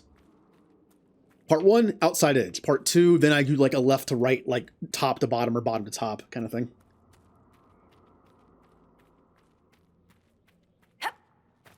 And doing all this will only add maybe an extra 50 hours to the game. Which is only like, 9 streams, 10 streams.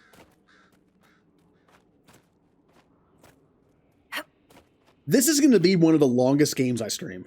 Looking at my list of games I want to stream, this has got to be in the top 5 in terms of how long the game takes to beat. We'll need to look around. In fact, I'm trying to remember, what was the longest game I streamed so far? I don't know. It's kind of hard to tell. The best thing I can do is go to my YouTube archive and see how many episodes I have of different streams and see which one is the longest. Or even take the time to like add up the hours of each series and see which one the longest is. Dark Souls is up there because I just am terrible at the game, so it took me forever to beat it. I wonder what's like in contender for being the longest one.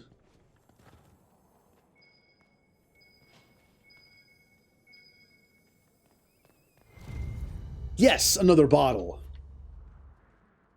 Don't know if you know, but if we throw all the bottles into the breach, it seals it. You know, fun lesser known fact. Okay. Now, where would I find a book? It says it's a letter, but it's actually like the little icon thing you pick up, like the model for it. It's a book.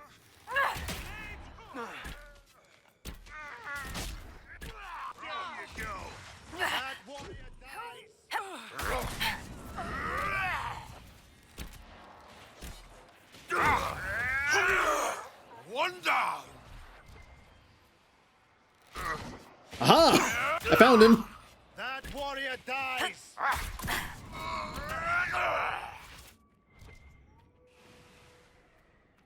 Okay. Looking for a book. Probably covered in blood.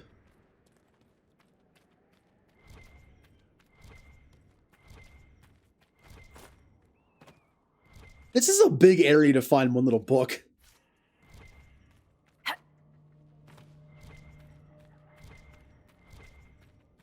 Probably not down that way.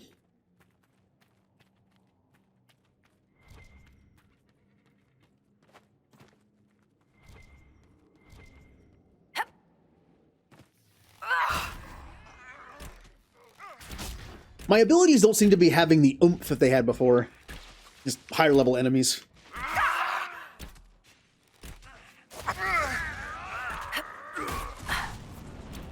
Also, my bow is probably outdated by now. Yeah, I'm not doing a lot of damage at all. Oh.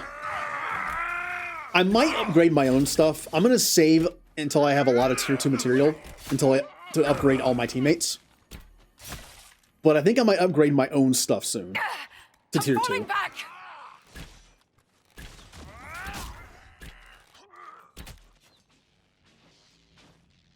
Although my teammates seem to be killing quite quickly. Look at that. Oh.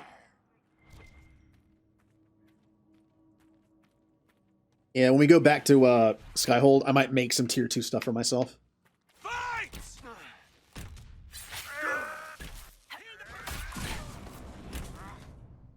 Ooh, that guy is very dead.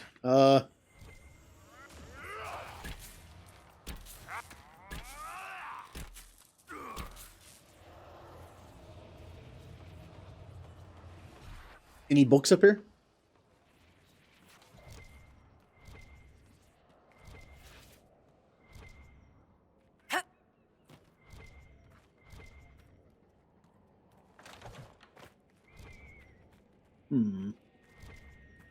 So the book can be pinged, but there's so many things in this area, it's hard to tell what's what. Hey, the more I pick up, the less it's pinging, the less easier it might be to find the letter.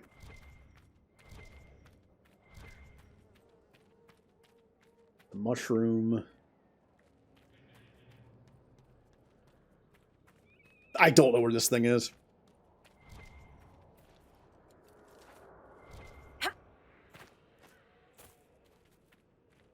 I mentioned how the reasons why I like these kind of games. Here is a reason why they can be a little annoying. Looking for that one item in a fairly large area and just not knowing where it is. All right, we know it's not in here. Not in here.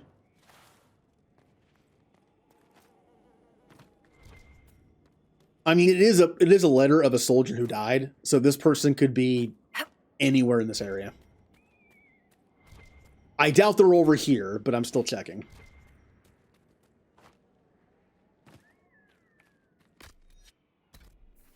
Okay, let me drink my fall juice. Let's try up here a little bit. Well, that's where that is.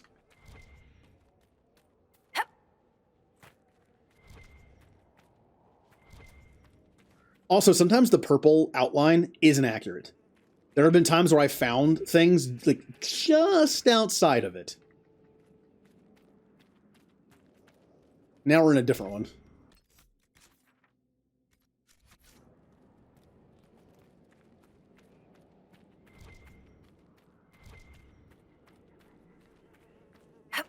All right, it's time to we're just going to scorch the earth here.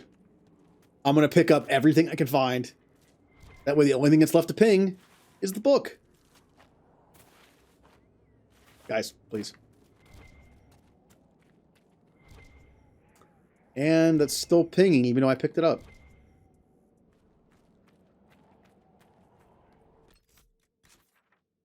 Okay. This does extend past the tower. Quite a bit, actually.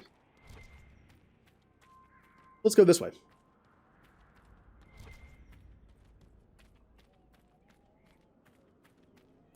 Could be on the body. Yay! It was a body. I was looking for a book, and it was... Well... It's like, oh, he wrote the letter on a dead body. That's very cryptic. Twist, it was his own dead body. It's kind of impressive. Ghostwriter. Okay. Okay. To anyone in chat right now, when I say the term ghostwriter, what do you think? What is the first thing that pops in your head? What is the first whatever that pops in your head when you hear the phrase ghostwriter? Blackwall, I hate you. He kind of warped in front of me and knocked me off. Aha! That's what I was hoping for. Yep. Being a somewhat like a Marvel Comics fan, for the most part, I don't think the character Ghost Rider. I think of the kids show. Tell me something, Solus. Do you think the servants here are happier than the people living under the Qun in Parvalen? It doesn't matter if they are happy, it matters that they may choose. Choose? Choose what? Whether to do their work or get tossed onto the street to starve? Yes! If a Ferelden servant decides that his life's goal is to become a poet, he can follow that dream. It may be difficult, and he might fail, but the whole of society is not aligned to oppose him. Sure, and good for him. How many servants actually go do that, though? Almost none. What does that matter? Your Qun would crush the brilliant few for the mediocre many. And then people feel like crap for failing, when the truth is the deck was stacked against them anyway. Here we go. I can see both of their sides of it. I get what they're saying. The funny thing is they're both on the same side, kind of. Kind of. One less to worry about. Like Bull said, it's just like sometimes life is like the deck is stacked against somebody and it's just like, I don't know. Like, I don't think there's a right option in there. Pretty sure Bull has said that before. It's like, I think he actually mentioned like there is no perfect option. the Cune works this way, your way works this way. It's, you know, sometimes it just sucks either way. Yeah. It was one of those, I say that it's it was a before the school show. There was a point where between like 5th grade to like 7th or 8th grade, where I would get up early enough to watch a few shows before going to school. And every year of school, there was always different shows that came on different stations that I would watch, because sometimes they would just stop doing them. Ghost Rider and Mr. Wizard came on Nickelodeon at like 6 to 7 in the morning, and I would watch them. Who here remembers Mr. Wizard?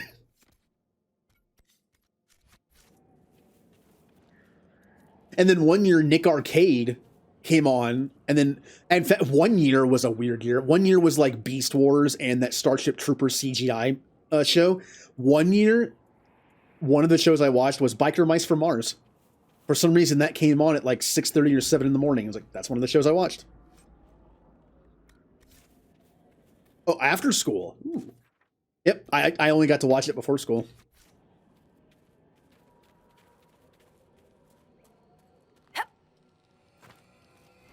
That it was one of the many Ninja Turtle knockoffs, but I don't remember it being that bad. There was also Cowboys of Moo Mesa and Street Sharks. Hey, look, I'm soulless. At least the hair's about right. Hey guys, you want to come help me? Yeah, I see Mike. There you are. Okay. I'm just gonna be soulless for a bit. I miss being a mage.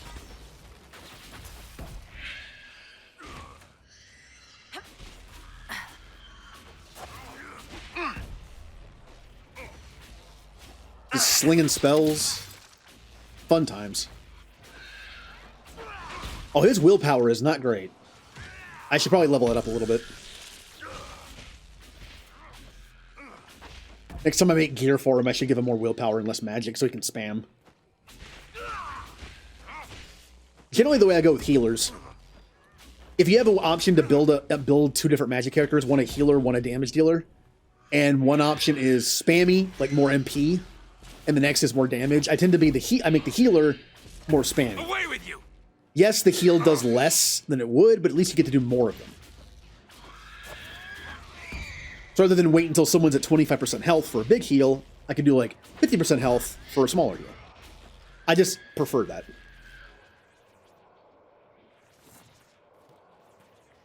Wow, have we reached a point where we can refer to those 90s cartoons as classics? Oh, I feel old again. Oh. Hey, I'm gonna light the fire while standing in it, apparently. There may be more of these Come on. We'll have to find them.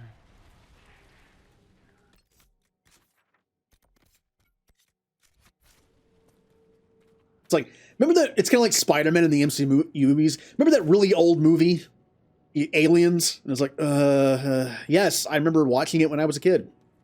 Thank you.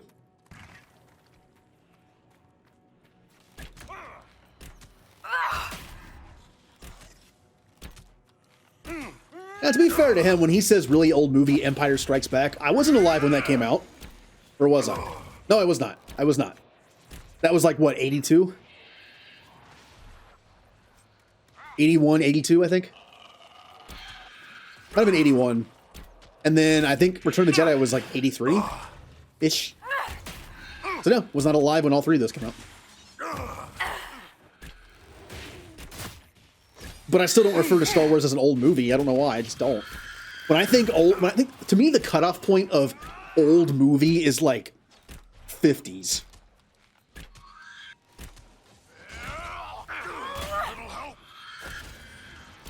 But I guess it should change, right? When I was like 8 years old, I thought a show from the 50s was old. I guess I should change my... What am I doing? Stop shooting that. Now that I'm 35, I should be like, oh, shouldn't that change? Shouldn't 50s be old now to like 70s being old?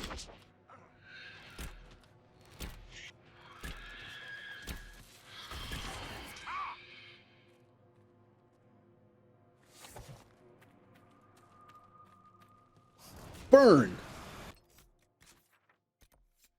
All right, we need to find 2 more letters, and we're kind of in overlap. Oh no, this area overlaps with the other one. Oh, that could make it worse.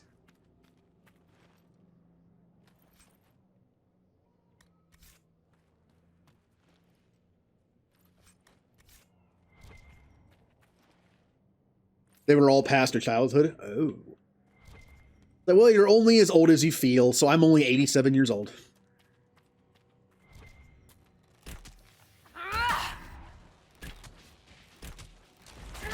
Now, if we're only as old as we think we are mentally, then I'm like 13. One left to worry about.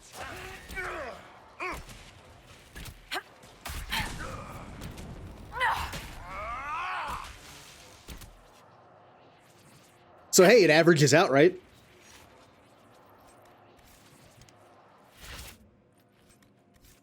Oh, we're back to finding corpse brains. Reapers! Could use an air right now.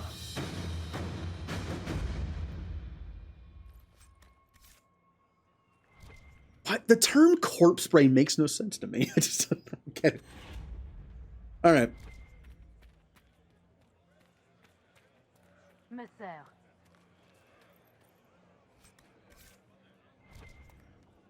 Please, move along. Of course. Okay, I need to find both these letters, and this is gonna. I'm getting the feeling these 2 are gonna be a painful one. This now? Because there's a lot of areas this could be, a lot of like nooks and crannies, and maybe we'll get lucky.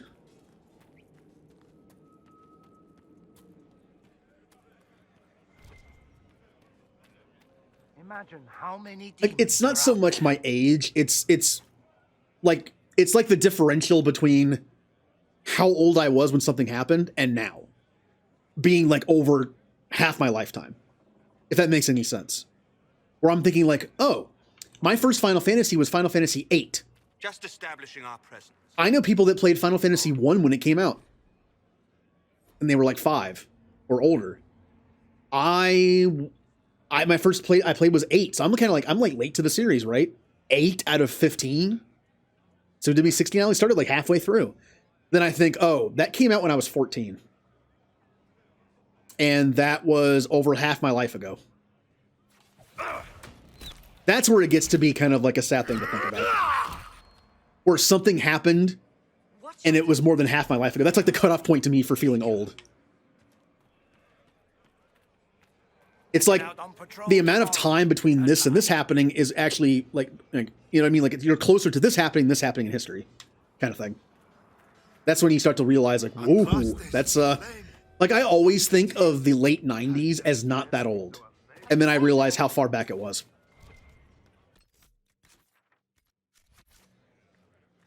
I'm sure everyone has that same feeling no matter how old they are. They think of a certain decade as not being that long ago. But it kind of was. Where did I leave that hammer? Can't wait to get back in the fight.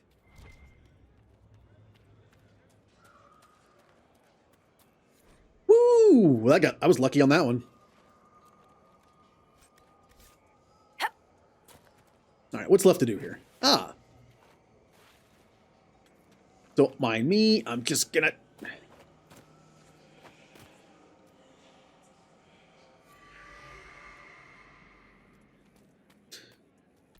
My parents actually had a game system before I was born, or no, it wasn't before I was born. It was like when I was like 1 or 2. It wasn't for me, obviously. So that's interesting to think about. My parents really don't like anything that I do. I like sci-fi stuff. They really don't. It's not like they ever went. It's like people have parents that went to go see Star Wars in theaters and they became Star Wars fans themselves. My parents never went to see Star Wars. In fact, I'm not even sure if my dad has even seen Star Wars.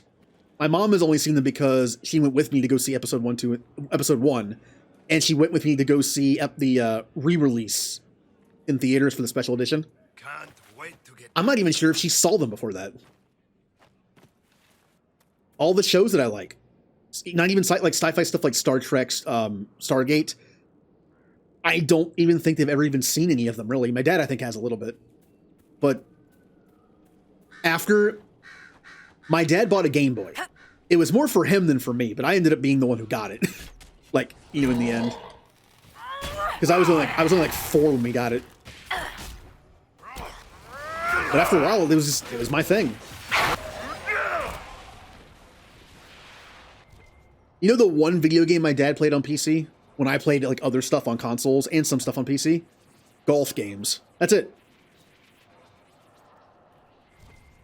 He had a series of golf games he played on the PC. Other than that, nothing. Locate the farmer's valuables. Ooh, am I gonna loot somebody? Am I gonna take someone's stuff who's already dead? Well, then I don't feel bad. The Genesis. That was my first game system. That was mine. The Sega Master System was our first system. But that was kind of my dad's, but then I kind of just got it. But the Genesis was my first system. Well, the Game Boy was, because technically the Sega Master System was my dad's, not mine. And then he got the Game Boy mostly for himself, but I ended up taking over it once I went to school and like brought it to school and everything. But the Genesis was my first system. Like, actually mine.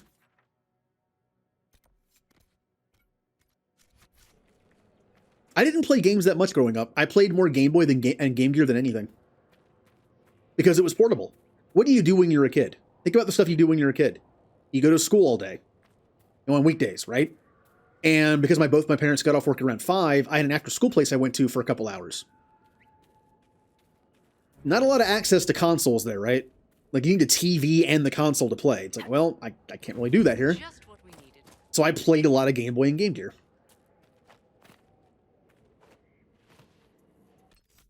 The Game Gear was more for outside, because the, if you don't know, I can't believe they retook the ramparts. Maybe if we got word to the Marshal. But Fort Reverson surrounded by undead and locked down. The original Game Boy, and several versions after that, did not have a backlight. And trying to play outside was awful. The glare combined with just the lack of backlight, it was very hard to see. The Game Gear was a better option for outside stuff, which is why after school place, I played Game Gear more. School, during lunch and stuff, I played Game Boy because it was inside. Also, the battery life on the Game Gear was like 2 hours, so... Who are you? Are you Imperial Army? Yes, Your Worship. I fight on the side of Grand Duke Gaspard de Chalon, rightful Emperor of Olay. The peace talks in Halam Sharal mean an end to hostilities, don't they? We're no longer fighting each other, but the demons, the dead. It was easier when we fought just men. You can win against men. Also, Game Boy was great for car rides. I actually played the same 5 or 6 Game Boy games every time we had a car ride. Every Thanksgiving, every Christmas, we would drive 2 hours to visit, somebody, grandparents or whatever, and then we drive back, like the next day or a couple days later. And those Game Boy games were perfect for those car rides. What's happened here? It started when those freemen showed up. Strange lights, like blue fire. It must be magic. But the freemen are just deserters from the armies. How could they have managed this? And why? Someone's backing them. I think we already discovered that it was the Red Templars, right? The Venatori, the Red Templars, Corypheus, in a sense. I should be going. Yep, they have help.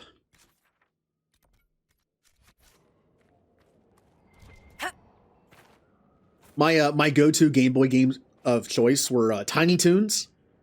There was a cool Tiny Toons game on there. Super Mario Land. I had 2 at one point, but I lost it. Kirby's Dream Land, which I also lost eventually. What else did I play a lot on there? I played Battletoads on there quite a bit. That stupid hard game. It wasn't as hard as the Nintendo version because it had a slowdown effect to it. So it wasn't as bad. Anyone who's played Battletoads probably knows what level I'm talking about when I talk how slowdown made it easier.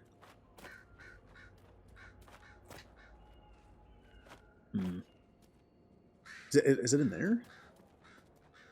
Oh, where am I looking here? Is it way up there? I mean, like I said, I played console games more than I played... Hold on, Blackwall. Stay right there. Stay right there, Blackwall. Stay right there. No! It worked for a second. Come on. Boost me up. Aw.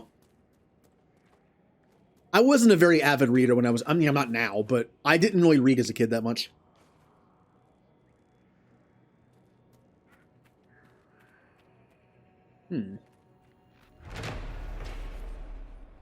Oh yeah, Blue, you mentioned that, though. The Scholastic catalogs. Remember how they were made of, like, tissue paper? It was, like, recycled, crappy tissue paper they came in. They were, like... It was, like, somewhat see-through, like, colored paper. And you basically, like, bubbled in what you wanted and gave your... You gave your parents, like, I want these books. And then I never read them. But they were, like, dirt cheap, so it was like, okay. And just stares of pain. And we're down. More shards. I mean, yay, more shards.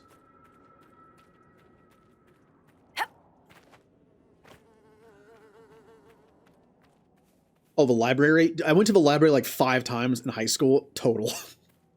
I don't know. I just wasn't a reader. I mean, the books that I did read, I did enjoy. I was just picky.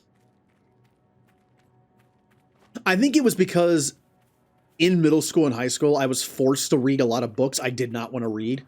A lot of books I found boring or just wasn't interested in. And because of that, I never got the idea in my head to read for fun. Even if I could choose what the book was. I was just like, I don't like any of these books I'm forced to read for school. I'm not going to read for fun. Ah.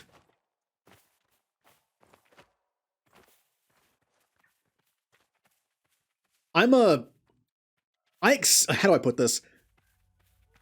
I accelerate quite a bit when I read. When I read like the first couple chapters of a book, like for like an hour or whatever, I'm fairly slow because I'm like soaking it in. But as I continue to read, I get faster and faster. To the point where I've had times where, like the Harry Potter books, for example, I read them all like one per night. At one point, I wanted to catch up. And I mean, like, so like the first couple of chapters took a while, but by the end, I got the whole book done. And I realized like how much faster I was for like the second half of it. Like, I can do it. I just don't really think about it to do it. Whenever I think of ways to take up my time, books never really come to mind. They should. If anything, I should read some of those Star Trek books. I think the Star Trek books are a great way to get, you know, new adventures with some of my favorite, my favorite crew without having new episodes come out, which will never happen. How do I get up here? What am I doing wrong?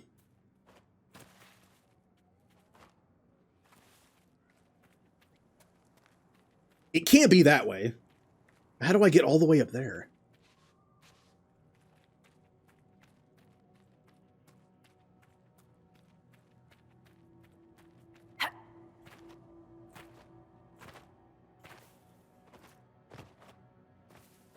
Ah, maybe this will help. Well, it's a different side. I'm not sure if I can get there from the other one. Can I? It looks to be on a different side. Can I just walk through that area and come back over here? Well, I feel dumb. All right, well, let's go back over there.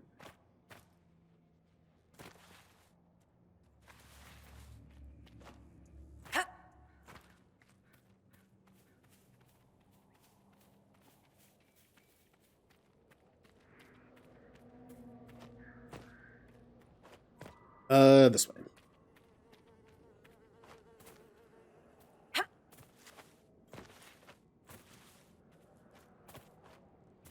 I'm trying to think of books that stand out that I read that I really like. There are not that many of them. Like, I read the first 2 Expanse books, but I've also seen the show, so I know what's going to happen, kind of. But I like those. So whenever there's a conversation about favorite books or favorite book series, I really have not much to add to it. I read the Mass Effect books. That's something, right?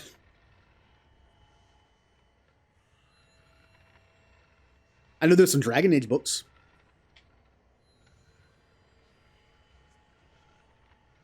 There's a lot of Halo books. I actually read the first couple of Halo books that came out, and then I stopped paying attention to them, and then before I knew it, there were like 50 of them. Star Wars was kind of the same way. Star Wars has so many books that are not considered canon anymore. Most of the Star Trek books are also not canon. But I still want to read them. Apparently there's some good ones. Apparently there's some very good Star Trek books out there that dive into a lot of cool stuff. And I kind of want to I want to look up like top 10 Star Trek books and see which ones I should read.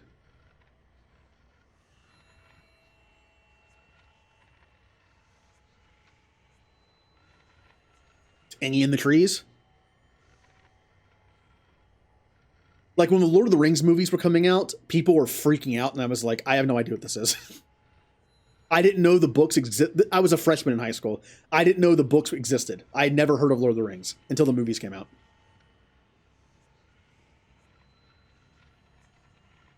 Oh man, we got to find that last one.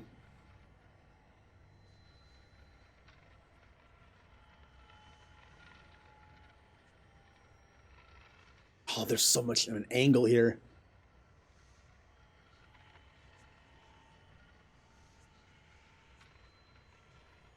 Oh boy.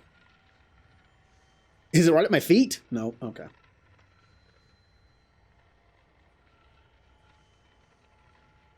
Oh, this is gonna take some time. Oddly enough, I did look up some lists of best Star Trek books in the past. If I remember correctly, most of them were Voyager books. Which is surprising.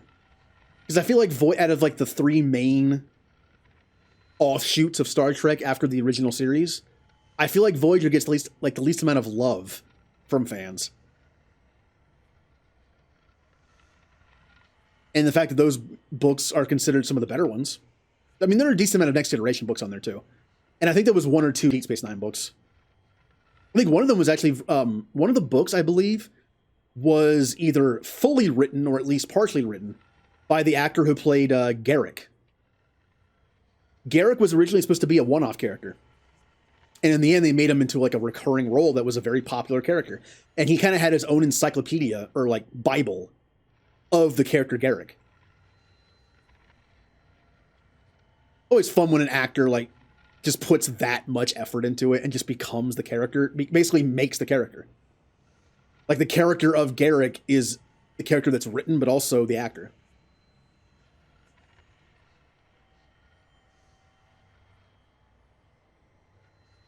Where is this thing? I'm literally just in the trees now. Oh, there it is. It was pretty much at my feet. I was joking, but... Yep. Ow.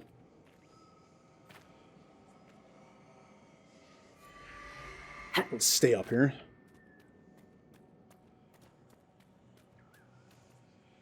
Gotta go around for this one.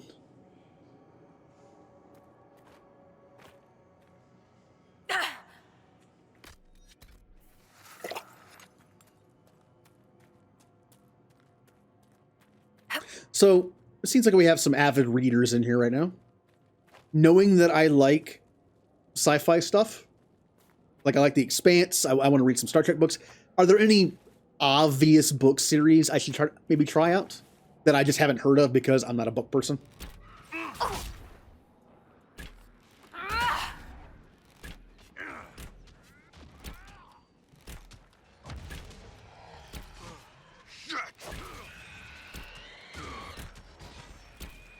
All right. Even though I don't consider myself a reader, I'm always up for some suggestions.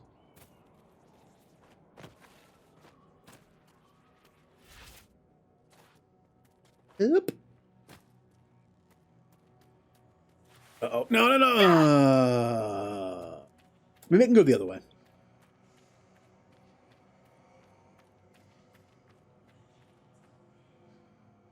Well, I mean, they're birds. I guess they can float. How about just right here?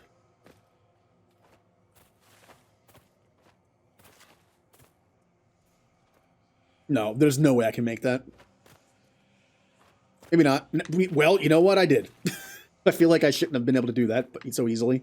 Seems like any land worth farming or fishing is worth fighting over. No, I shouldn't have jumped.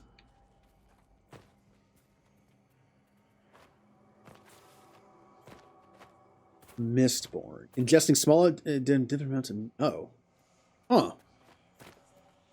Well, the term Mistborn kind of reminds me of Terrigen Mist in Marvel, where the Inhumans get their power by being subjected to Terrigen Mist through a crystal.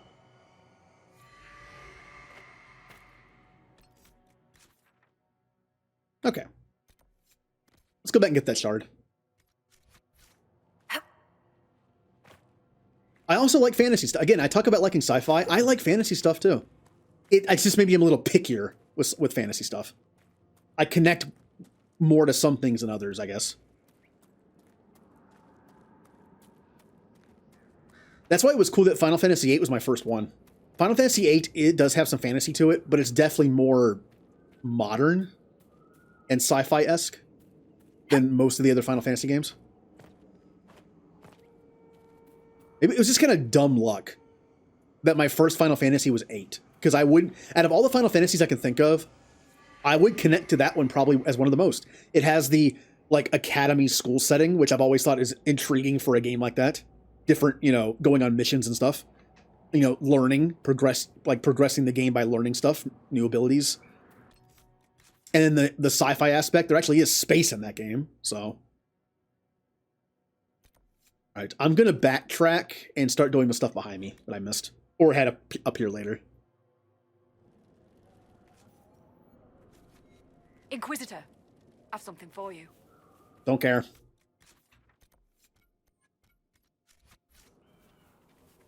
Old Man's War.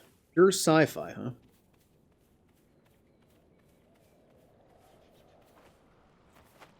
Well, then, of course, there's different versions of sci-fi. I mean, Star Wars, to me, is more science fiction, or science fantasy, I mean. Like, it has that kind of feel to it.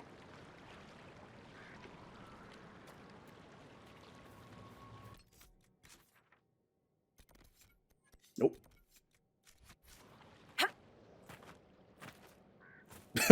Great. Okay, your option is die or be reborn to fight. Oh, Altered Carbon. Altered Carbon's another series I watched on Netflix before I even knew it was a book.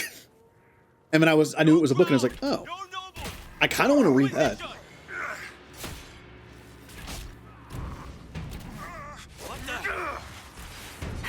No, that was dumb.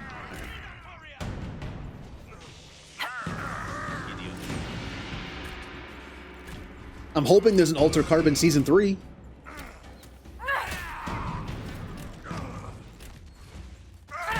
I enjoyed watching Anthony Mackie play the main character in the second season. That was fun. Ooh. I want you and your men to collect the dead and bring them to the ramparts. We have to burn them, gather them together, then leave. I'll deal with it from there. They can't come back as zombies. Good idea.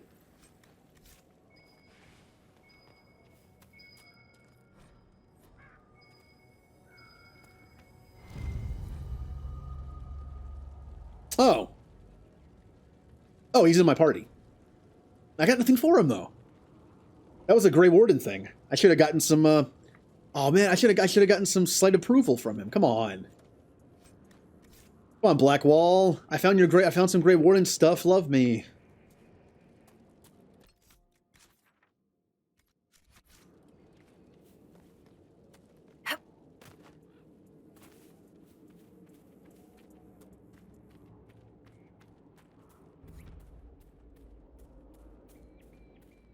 Going a long way around, it seems, but maybe not. Nah, we're good. Oh, okay. I was wondering if it would be like some kind of world where you're just there forever. Like your body is literally owned by the military. So you just have to fight until you die again. That's better, that's better.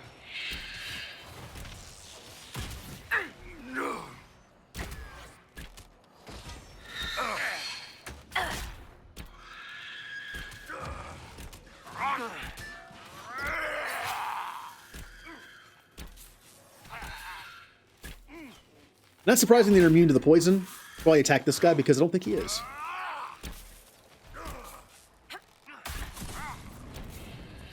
Goodbye. Now, do they keep coming until I burn the bodies? Or can I just farm this for XP a little bit? I think it's like 2 waves and I'm done.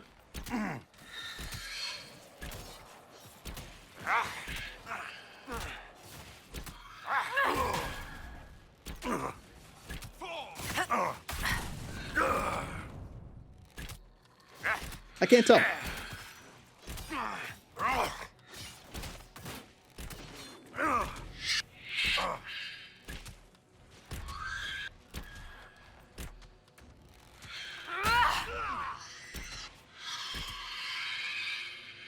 Alright, Solus, never mind. The thing's not there anymore. Thought I'd take down a barrier of some kind.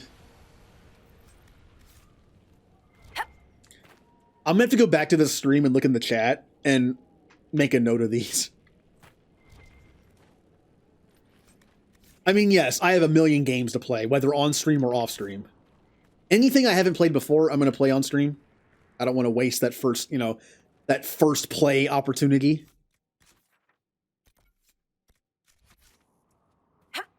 But I mean, I still play things off stream as well. I feel like you kind of have to, right?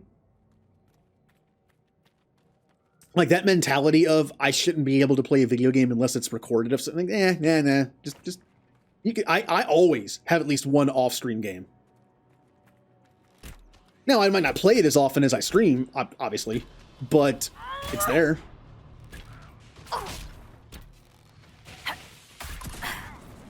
Like I've been playing through Fire Emblem.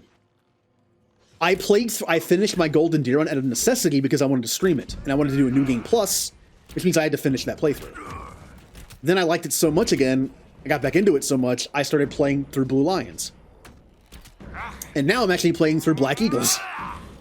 I'm going to, but there is one route I have not done yet. And I'm going to save that for on stream. So the funny thing is, it's like, but I have to play Fire Emblem. I need to get it ready for the New Game Plus for the stream playthrough. I have no choice but to play it a lot. Oh no. Well, I guess I better, you know, tough my way through it. Like, no, I'm still enjoying it. That's why I'm doing it. The fact is, I haven't played through Black Eagle since I first got the game, and I forgot a lot of the story stuff, so that's why I'm playing through it again.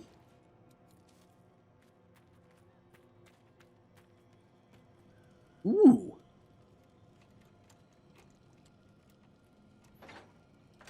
Maybe one day I'll try another Fire Emblem game. Who is that? Philippe? Is that you? Merde. What happened here? We were on patrol, 5 of us, looking for supplies. Overwhelmed by undead, I ran,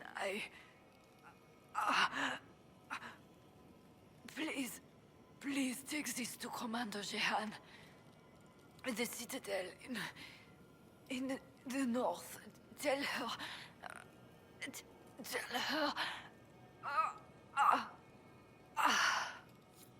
Well. There was a person who was talking about not knowing where her people were. So I'm guessing that's the person I need to talk to. There's also something above me, isn't there?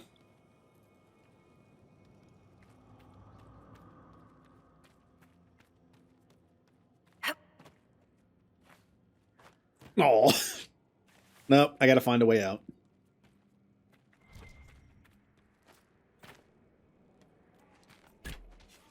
Alright, guys. Time to burn some more bodies.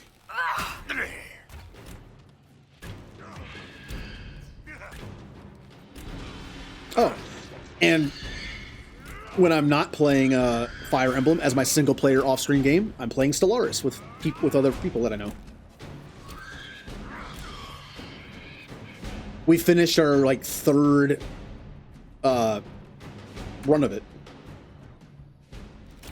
We didn't finish it to completion, but honestly, in Stellaris, once you reach a certain point, you won. Like, the end game crisis appears, we beat it, and we're so powerful compared to everybody else, it doesn't matter. If we wanted to, we could spend the next 50 hours in the game taking over the entire galaxy, but at that point, it's whatever. The fun part is getting to that point. Cool thing is, one of the guys I play with got the new DLC that I was missing, and with that game, whoever hosts the game, you get all the DLC of that person. So next one we're gonna play, we're gonna have all the DLC this time.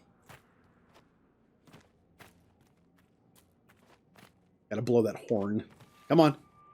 Come on. Yeah, whatever. It's fine. I'll find a way up. Blackwall, please.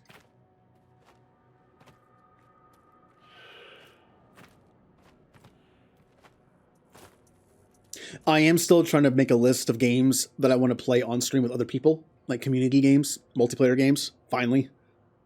Stellaris is on there, but that one's kind of a hard one to do. It can be very slow-paced. It's fun, I like it, but it can be very slow-paced. It can be like a campaign that takes several sessions to beat. Keeping things in order. I'm more inclined to pick something that's just a pick up and play, like a Left 4 Dead or World War Z or stuff like that. Or something that can be All's well, it seems. progressed pretty easily, but still have a lot of hours in it, like Minecraft or 7 Days to Die. Can't wait to get back in the fight.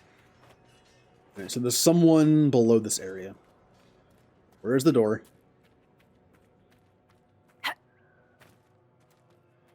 Things have finally taken a turn. Or is there?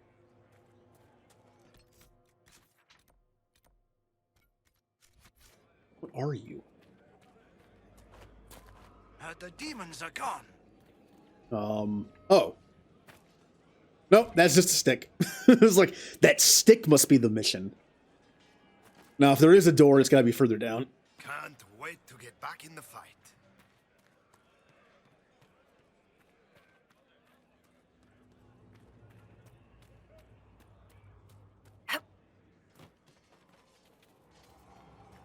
Oh, yes, okay. Can't Good. wait to get back in the fight.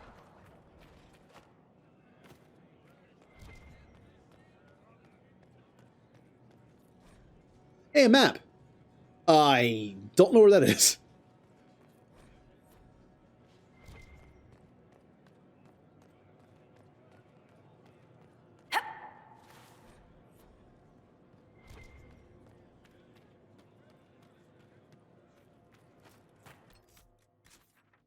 All right. We're making some good progress, but we still have some stuff back here that I haven't done yet. Let's go turn these missions in. Headed out on patrol tomorrow. Inquisitor. At last. The Fade Rifts are gone. Demons should no longer trouble you. With the demons gone, our communication and supply lines will open again. We can get word to other battalions and secure what we've lost. If the Grand Duchess's attempt at peace fails, we'll be able to keep fighting. I've cleared out the dead from the western ramparts. You did? Maker's breath. There's hope for us, if the ramparts have been reclaimed. I'd alert our forces stationed outside the Dales, but the chaos makes it difficult for missives to get through. Demons. Those blasted freemen, or whatever they call themselves. I shall take my leave. Good day. Woo! Making life a little easier for everyone here. Turn that in before I go. Level 16. Evade. Now, again, evade is going to be a move that I need to have to quickly use. So it needs to be on the first page, I think. I am going to place... I'm going to put evade... I'm going to move some stuff around here. I'm going to put it on B, because I'm used to my evasion button being B in certain games. Then, make this complicated, I'm going to put explosive shot on Y. And then I'm going to put explosive shot over here. No, I'm going to put the close-up range shot up here on Y. For now. I know that leaping shot is a staple of the build I'm working towards in the late game. I'm going to need access to it very quickly. But for now, I think I'm going to do that. Either that or the long range shot, since it's only good at full health. I might do that instead.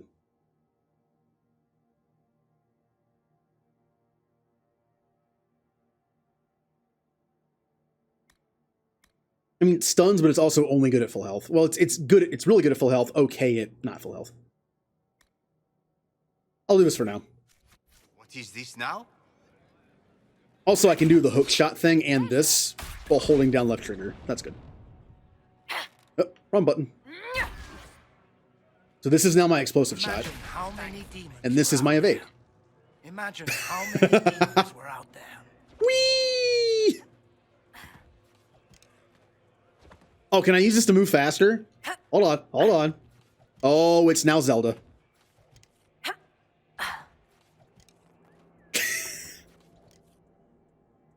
I hate to say this, but I think we're going to be jumping our way through the levels from now on.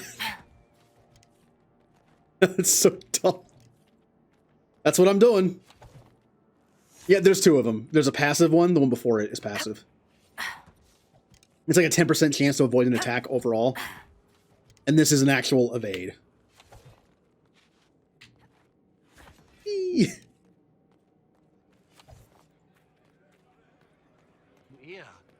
Maybe. I've only beaten two of them. Oracle of Ages on Game Boy Great and battles Wind thin the Waker veil. on GameCube. This area will be home to demons for ages to come. But I just remember playing Ocarina of Time some and doing the forward roll because it's faster than actually just walking. Can't wait to get back in the fight. The demons are gone? Thank the Maker. Perhaps now we'll be able to get word out. I've brought back the personal effects of your fallen soldiers. This will mean much to loved ones left behind. I cannot thank you enough. I've actually done the last boss fight in Ocarina of Time. I have a friend who really likes Zelda. What did they need? And I played the end boss fights of both the N64 games. I actually only played Majora's Mask for that section. The only Majora's Mask I've ever played is the end boss fight. Same thing with Metal Gear Solid 2. I've only played the end game boss fight. And that was a long time ago, so I don't remember anything about it. Although I did watch Jay play it, so I kind of jogged my memory a little bit. All right, here we go. Look how much faster I am now. It's not much faster.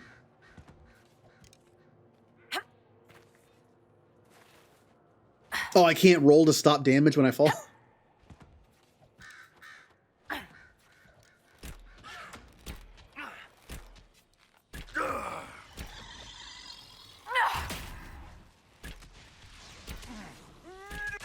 Go on, throw a fireball at me, see what happens. Whee!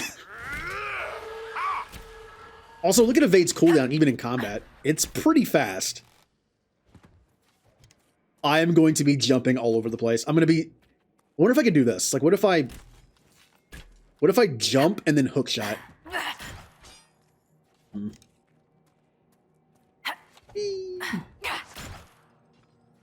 Speaking of Zelda, I have a bow and arrow, I have a bomb, I have bomb arrows, I have evade, I have a hook shot. This game is just Zelda. Also, I said this before on stream, but if anyone didn't know, I still have a copy of Breath of the Wild factory sealed on my shelf. I never played it. I bought it when it came out. And I never played it.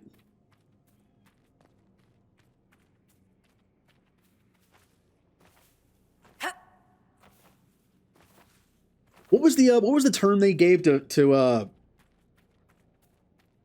man, I'm trying to remember. Wasn't there a point in time? I don't pay attention to Zelda news. Wasn't there a point in time where everyone thought the next Link was going to be female, and they dubbed her Linkle? I think. I don't even know where that went. That idea went.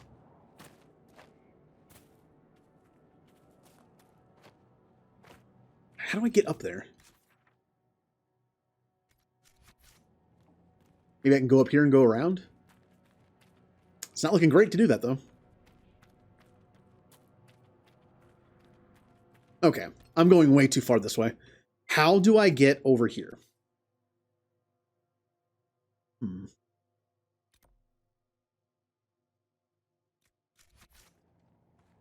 If I can get up top, it might lead that way. But I'm having a problem finding a way up top.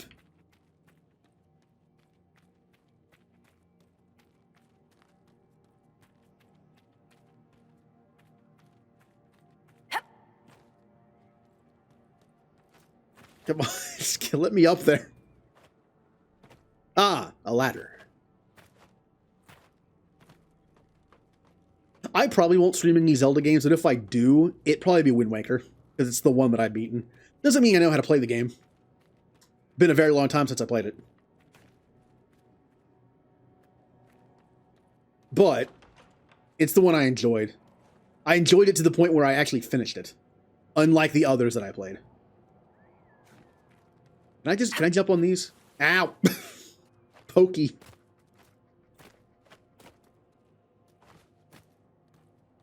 I have no idea how to get over there.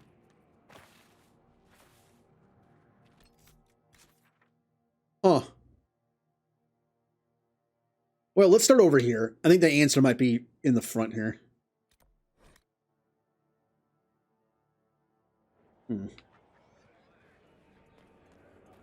I feel like the GameCube was a very underrated gaming console. It was fun.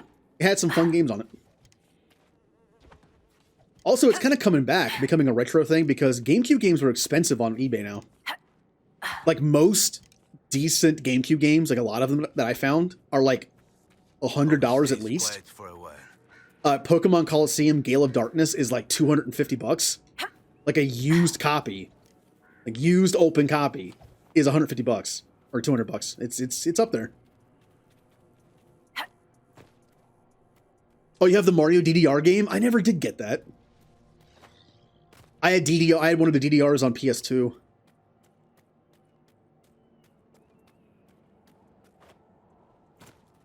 Fire Emblem Path of Radiance on the GameCube is about $200. It's actually gone up. Last time we checked it, it was like 100 and something. Now it's like 200 something. I have it. I bought it at a GameStop used for $25. All right. How do I get up there?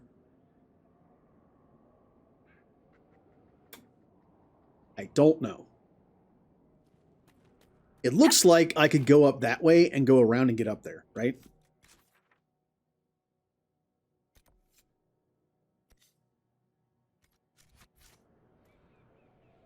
Let's go this way and see how high up we can get.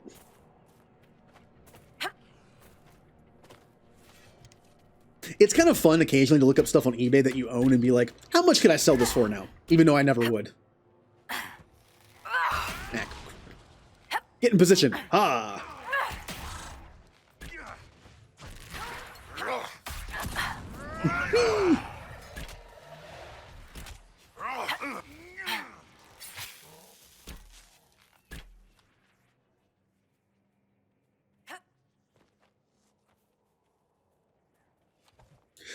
Did you know a copy of Pokemon Heart Gold or Soul Silver on the DS is like $100, give or take?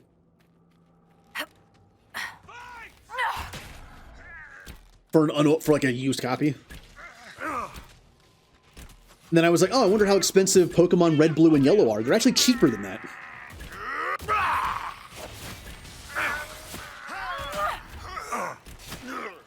I wonder how pricey Leaf... I didn't look these up. I wonder how pricey Leaf Green and Fire Red are. And Emerald and Ruby and Sapphire. Oh, Gen 3 of Pokemon. That's when I played it the most. Again, I did play competitive Pokemon battling in Gen 4 and 5, but I played 3 a lot. Just single player.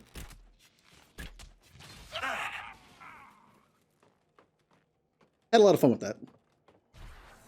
Alright, I have to get up there somehow. Looks like if I get up there, I can go around.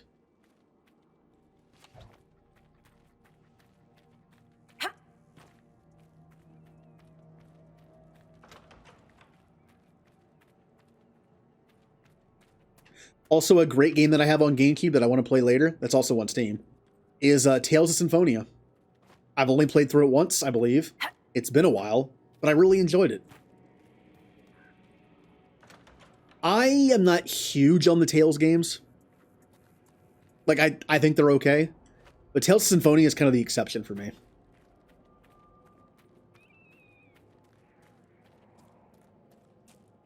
Aha! Bye.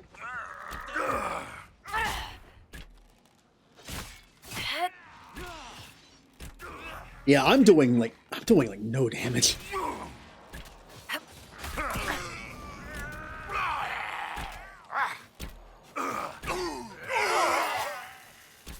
Yeah, I believe an upgrade is required.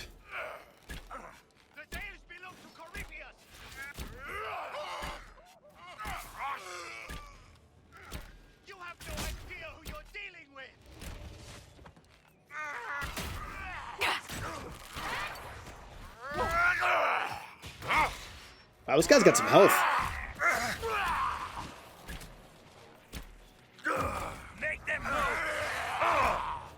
He's also a mage. Wow, he's taking a lot of hits very well for being a mage. Some distance here.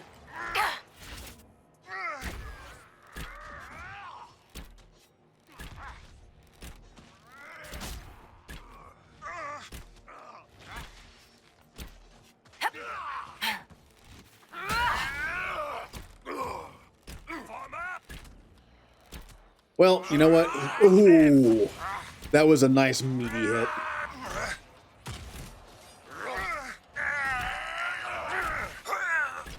Ah, and now that that fight's over, let me fix that. Yeah, automod being automod, but eventually automod learns. Takes a while, but eventually automod learns.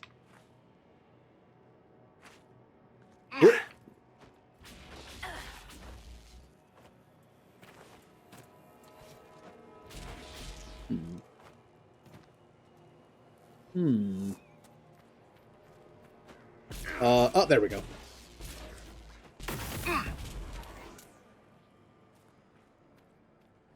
That's the last of them.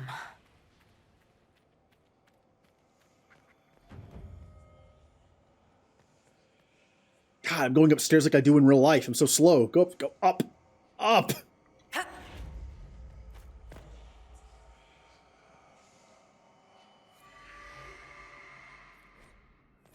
I jump out the window? Oh, wait, wait, wait a minute. Wait a minute. Oh, oh, come on. Oh, well.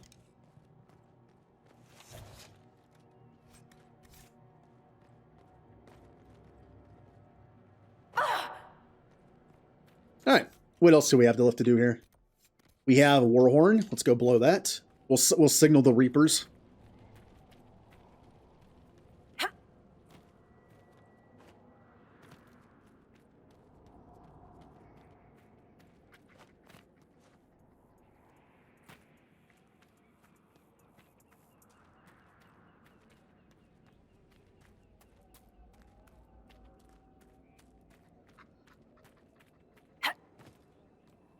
Go.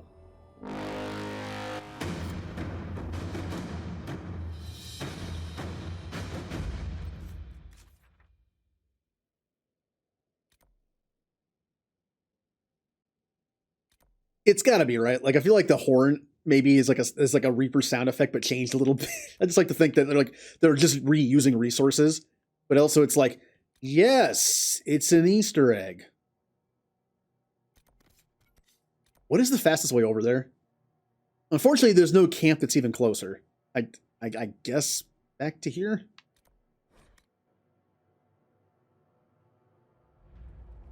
But we have the roll now. Inquisitor, if you have a moment.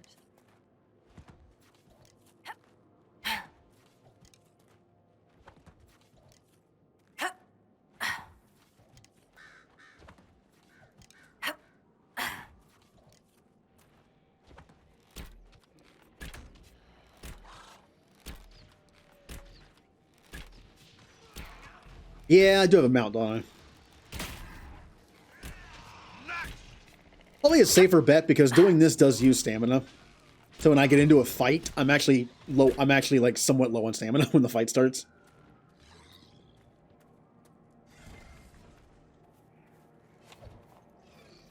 After we finish this area, I think I will craft some stuff for my main character. No one else, just me.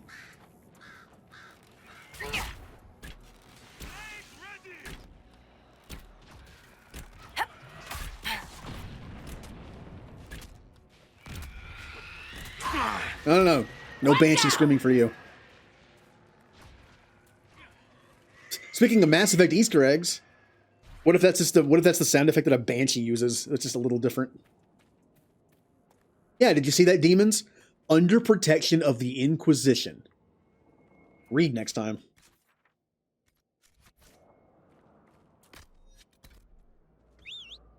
Yeah! It's the Warnug.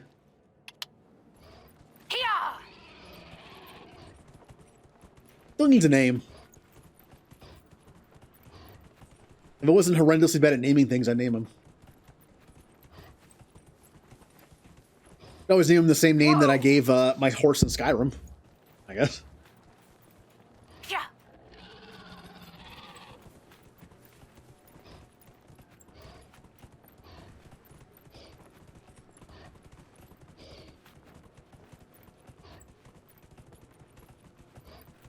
I tend to forget there are mounts in this game because, again, I used my ice move all the time, which I think is actually probably faster than a mount, maybe. Yeah, maybe the same. All right. What are we here for? Locate the farmer's valuables. Oh, we're here to steal stuff. Awesome.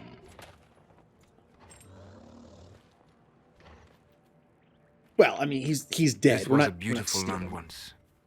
What a waste. If I was the farmer, maybe hide it under a rock on the shore. Good work.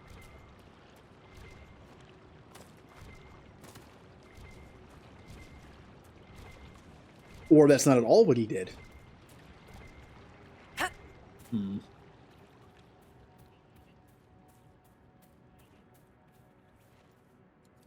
Does it say anything about where his valuables might be? If we could, if they might be stolen by bandits, not really.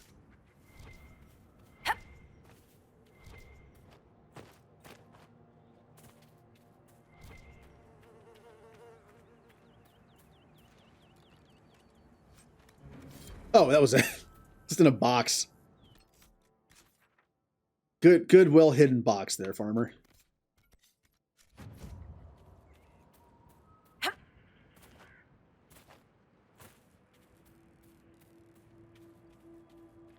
Hmm.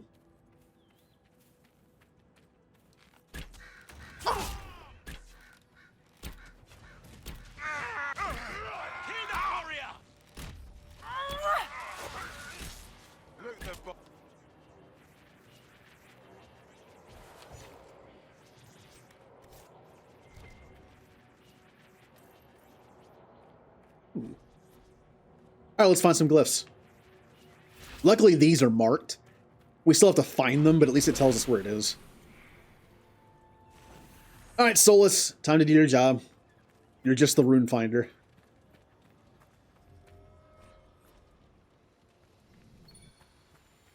Aha.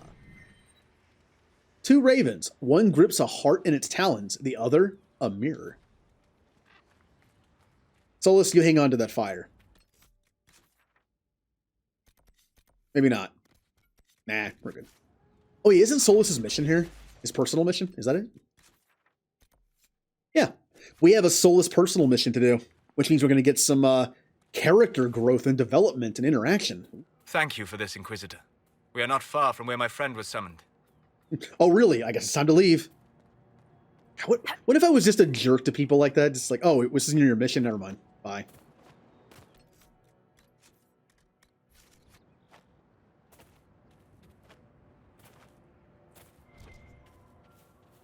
These aren't mages. The bodies are burned, and these claw marks. No. No, no, no.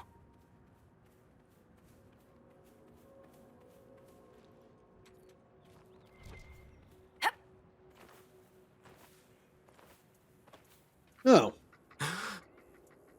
friend. Ugh! Oh, I'm gonna use my mage info that I used that point for. I got the mind of a mage now. They corrupted it. The mages turned your friend into a demon. Yes. You said it was a spirit of wisdom, not a fighter. A spirit becomes a demon when denied its original purpose.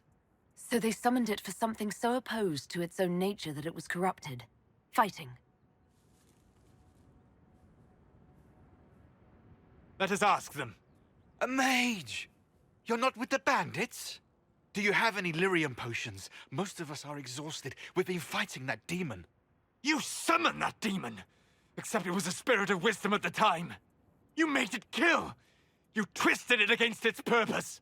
I understand how it might be confusing to someone who has not studied demons, but after you help us, I can... We are not here to help you. So, he is the egghead. Word of advice. I'd hold off on explaining how demons work to my friend here. Listen to me. I was one of the foremost experts in the Kirkwall Shut up. You summoned it to protect you from the bandits. Yes. You bound it to obedience, then commanded it to kill. That is when it turned. The summoning circle. We break it, we break the binding. No orders to kill, no conflict with its nature, no demon. What? The binding is the only thing keeping the demon from killing us. Whatever it was before, it is a monster now. Inquisitor, please! Ooh. Sure, why not? I've studied rituals like this. I should be able to disrupt the binding quickly. Thank you.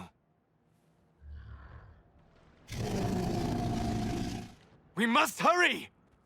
Well, let's go. No, no, no. Stop shooting him.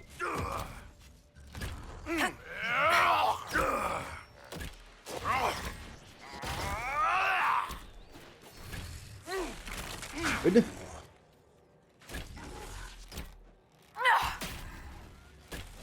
Guys, stop killing the demon. Leave it alone, please.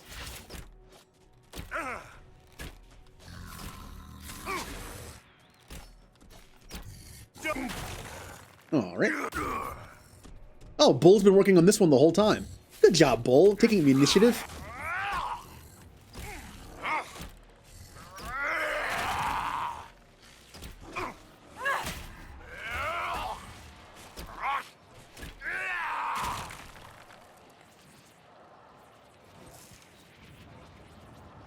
Lethaline, Irabalas. Tel Abalos en Asel Atalim. Mamilava Halani. Malasulidinadas. Magilani Midinan. Manuvinen.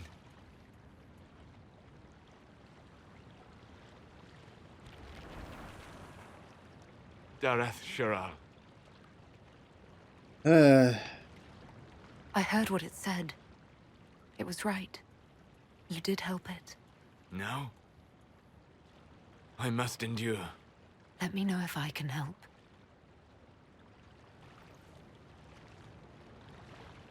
You already have. All that remains now is them. Thank you.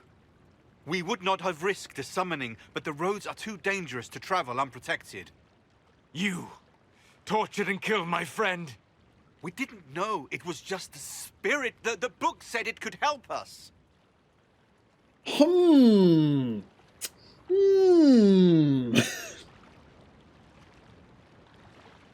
I'm not gonna let him kill him. I mean, if there was a third option to just zap him a little bit, I'd say that. It's like, I mean, you know, do a little bit, but don't kill him. Solus. Never again. I need some time alone. I will meet you back at Skyhold. What if as he walked off and like got out of range, I just then shot the mages with my bow? It's like, I mean, it's like, no, I wanted to do it.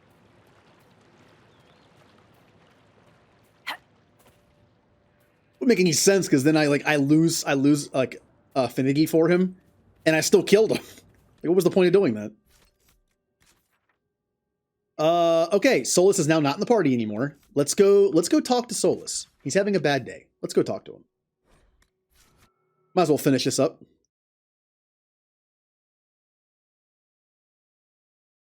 At some point, Skyhold does get some more merchants. I'm kind of looking forward to that. I need more money, though. How much money do I have? I will take a look whenever I can. Oh, there we go. Oh, the Red Templars on the Storm Coast. I think that unlocks that that building that I couldn't unlock before. Inquisitor. Hey, you're back. How are you, Solus? It hurts. It always does. But I will survive. Thank you for coming back. You were a true friend. You did everything you could to help.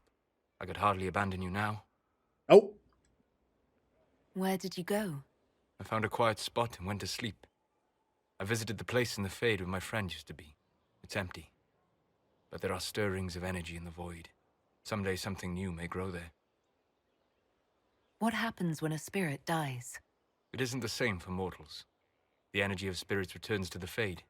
If the idea giving the spirit form is strong, or if the memory has shaped other spirits, it may someday rise again. I'll let you get back to work. All right. Thank you again. Now, I believe that slight approvals are, in a sense, like a +1, and approval are +2, I think. So I think I just made up for the two that I lost by telling him not to kill them.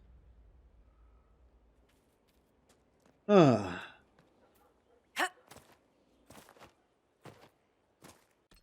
All right, now we're going back. I just wanted to finish that off.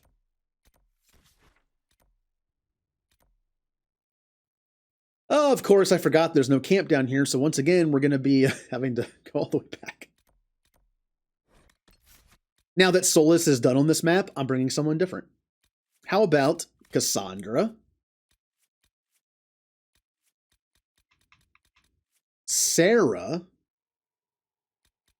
And Vivian? Yeah, sure, why not?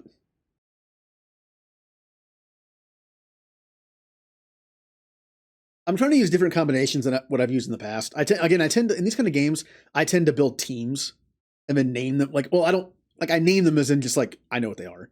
But yeah, I'll have like the same three people.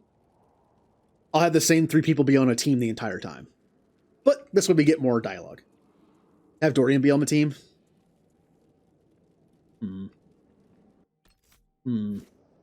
This might... I don't know. You have a valid argument. It is Vivian. It is Vivian.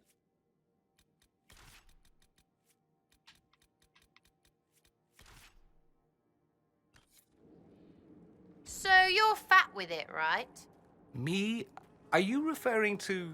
Do you sleep on silk while gold shits down all over you? Are you rich? I left all that behind. Although I do miss the gold shitting from time to time. You really left it, hey? Knew you weren't all bad. Yeah. Sarah doesn't like nobles, and Dorian kind of is one, but he left it all behind, so she's like, okay, all right.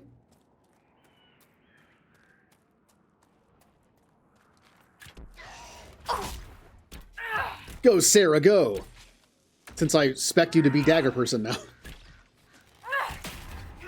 And it's probably going to get you killed. Fits up, face down. Look, maybe the AI in this game is a little bit better now, but I just remember playing this game early when it came out and noticing that any dagger or two-handed fighter like Bull would just stand out in the open and get hit by everything and die. Daggers even more so because they're supposed to be behind the person. Yeah, I should level up as well. Ooh, I get to do some Templar stuff. Even though should you fall, you give your allies the strength to fight on harder in your name. Health amount bonus. Ooh, like that. You summon a blinding pillar of light that stuns nearby enemies and damages demons. That sounds awesome. Oh, but that's good too. An overall damage resist. I'll take that though. I'm always a sucker for specializations. You'll probably see me finish off a specialization all the time, even if it's not worth it. Like, I've read that necromancy is actually not that great in this game, except for that. So I might not even do this side of the tree. Who knows? I probably will, though. It's because no one else can do it. I always like to do specialization stuff, even if it's not considered that good, because they're the only one that can do it. Also, Sarah has 7 points. Oh, she has Tempest. The flasks are interesting. I don't know if the AI uses them properly, but this flask coats you in an icy skin that increases your armor and freezes enemies that strike you in melee range. You cannot use this ability while other elixirs are active. This actually sounds like it'd be better for a melee Sarah, which is what she is. So, this flask coats you in flames that spur you to a frenzied action. For a short time, your abilities cost no stamina, and enemies who attack you are knocked backwards. That also kind of sounds like better for melee. I mean, if you're an archer and people get up close to you, you need all the help you can get, but still. When your stamina is exhausted, you fight even harder, lashing out with fury to win the fight. Damage increase. Okay. Your experience with elixirs has made you better equipped to handle potions and other consumables, letting you carry more of them at a time, giving you a chance not to use an elixir when you activate an elixir ability. Oh. Doesn't apply to healing potions, though, and I don't tend to actually use my potions, but the effects of your elixirs last longer if you activate one immediately after another. That. Oh. Come on. You can use more concentrated elixirs that give you an uncanny edge in battle. You do bonus damage with all attacks for a short time whenever you use an elixir or a potion. That's okay. This flask sends you into a heightened state of incredible speed. Everyone on the battlefield except you moves much more slowly for a short time. You can't use this ability while another elixir is activated.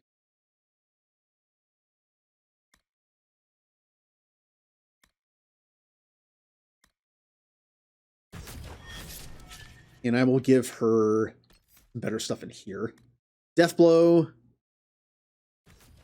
And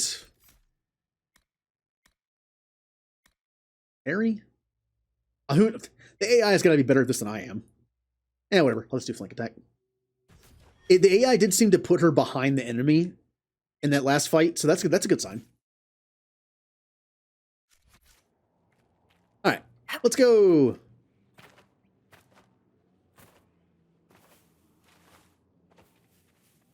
Man, you know what kind of character Sarah is, even if you don't like know her at all. Look at her portrait. Look at her little picture in her portrait. Like, Cassandra is very, like, steadfast and, like, honorable looking. And Dorian he has a little bit of a smirk. And then Sarah, just look at the look of Sarah. Like, it's like she just pulled a prank on somebody, which she probably did.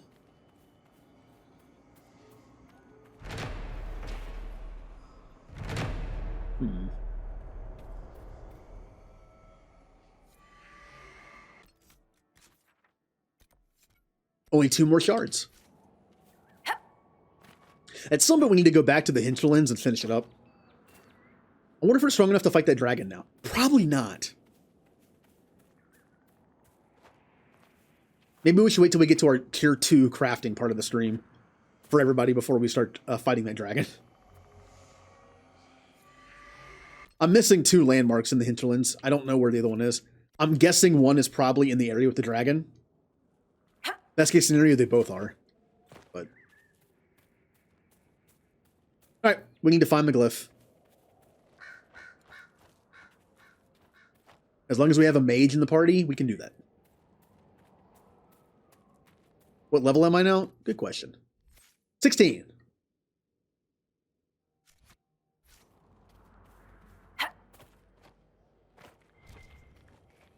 Well, there's the rune. Unfortunately, I don't have the fire for it. Oh, there. What the? Was someone just floating for a second? Or was I...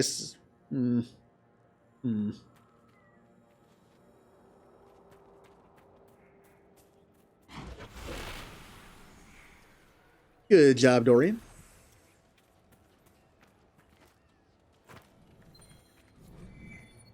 The revealed symbols show what appear to be Dirthamal. Dirthaman. I can't read. The elven god of secrets on the back of a large crow. Ooh, secrets.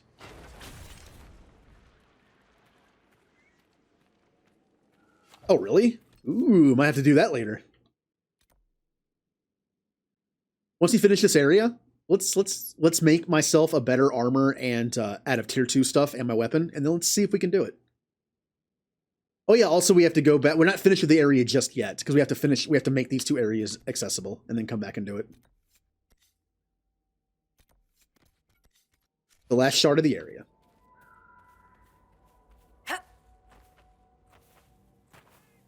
Gonna be fighting a dragon. There's a dragon on the Storm Coast as well. Maybe we'll fight that too. I'll help you. Whee!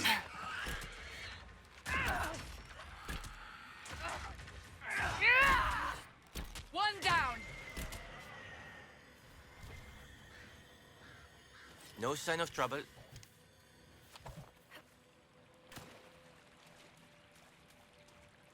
I think we missed some stuff on the Storm... Well, besides the door that's locked on the Storm Coast. I think we missed something there. And the marsh area, the swamp, I think we also missed, like, one thing. Emerald Graves, though, was done. That satisfying moment when you open up your journal and see nothing from the Emerald Grave. Emerald Graves. Ah, the Dalish encampment. Oh, we found the Dalish.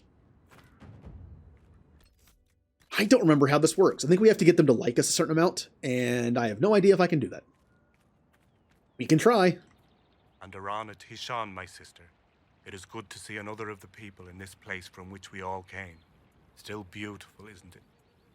Even with scars left by the Shemlan War and all the troubles that followed. Now, I'm guessing I get a bonus to having them like me if I'm already if I'm a Dalish elf. So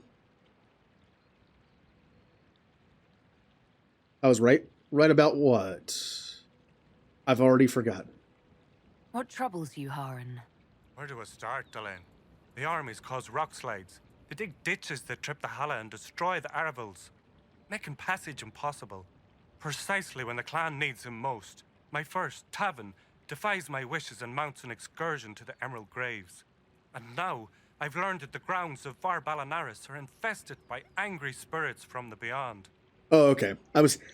I'm that streamer that says a lot of stuff, and then when someone in chat, like even just a minute later, says like something like that, I'm just like, I don't remember. I don't mind asking though. I'm not gonna pretend to be like, oh yeah, ha ha ha. Be like, I literally don't remember. I've already cleared your sacred burial site of demons. Already? How could you? No. I shan't question a gift from the creators. Thank you. You have done us a great kindness. I'm pretty sure that if I defiled those graves by breaking them open, they wouldn't like that. So. Lurkin. Anethara, sister. May I ask, traveling these plains, have you come across a golden Hala? I fear human soldiers may kill her. If she would only draw close, I could gain her trust. I could protect her. Hanal Gilan. I've heard stories of such a creature. Yes. Some of us believe she comes to the people in times of great need. Why do you think soldiers hunt your Hala? Pelts and horns sell for gold in Shem markets, I hear. And if they were golden, Dereth Shiral. I might have accidentally killed a Hala, but I didn't kill a golden one, so. You imagine doing like a jerk playthrough and killing the Hala on purpose when you find it? Mathalan asked Valoran, where are you? Who's Valoran? My brother. He's been sullen for a while because the Keeper chose another as his apprentice. He thinks it's a slight, but it isn't. He just wasn't ready. Keeper Howan wants him to wait. Then he took off 3 nights ago on his own. I don't know what he was thinking. The Keeper sent hunters to search, but they never found a trace. Mathal's mercy. If anything's happened. I'll find him. Elkanan, the stores are so low. You seem troubled. It's nothing. Just our stores. With the Shem War and the demons, replenishing them has been difficult. For one, we're almost out of herbs, and we lack materials to repair the Aravals. I don't even remember. There's so much we're missing. It's all written in my ledger. Ooh, I have a lot of stuff. Maybe I can help. Spindleweed's getting scarce. I have some of that. You've brought supplies. If you could store them in that chest, I would be grateful. There you go. What else you need? Running out of elf fruit for I have plenty of that. Someone took canine leather without my permission. There you go. We need more iron to... I have plenty of iron. Wish we had some great bow. Now that one I might be a little low on, but I might have enough. That one kind of hurt though, because that's a tier 2 material. Hey, I did it. Welcome again, friend. You were the one they called the Herald of Andraste. For all the world's a venerated Dalish elf. That's never happened before, has it? All the clans are talking about you. Or so Keeper Howen says. Talk. What do they say exactly? Good things, I think. A few hope this is a sign of change for our people. Real change. If it's true, I want to be a part of it. You want to join the Inquisition? It won't happen. Keeper Howen won't allow it. He doesn't trust anything to do with the Chantry or Andraste. I could try to convince your keeper. You could try. I'll take my leave. Basically, we're earning all this favor to get an agent. Andaran Atishan? You were the craftsman here? Yes, darling. Ironbark, leather and such, as I'm sure you know. Take a look if you like.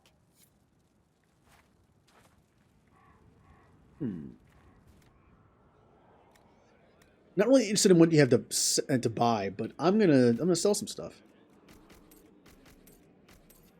I have 24,000 gold. That's not terrible. I thought I was actually gonna have less than that. It helps that I can sell like most of the stuff I pick up.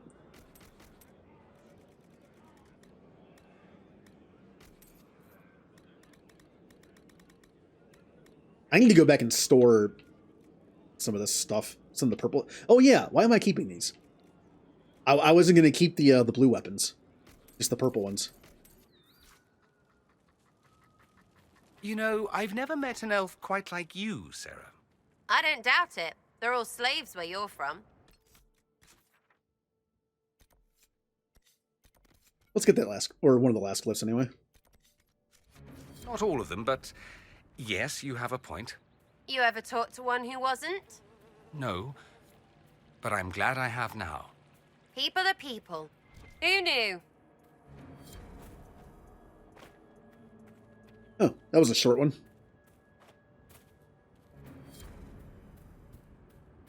Oh, it's a little glitchy. It keeps saying I completed the mission.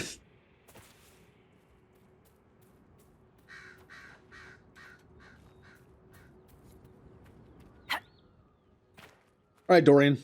Let's find ourselves a third rune. I don't even remember why I'm having to find the runes.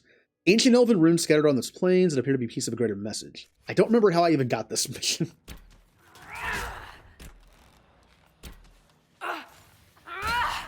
I mentioned before the idea that when you've played a game a couple times, and you just know it. I'm not saying I know this game that well, but I don't. But...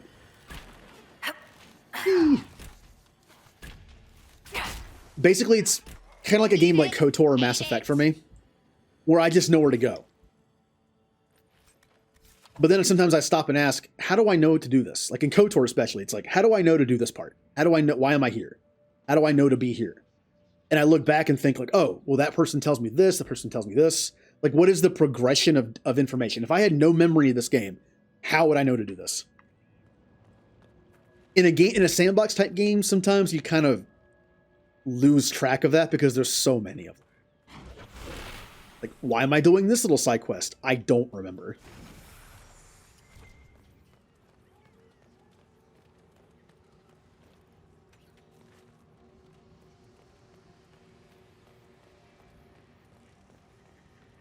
Ooh, Cassandra gets to bash something.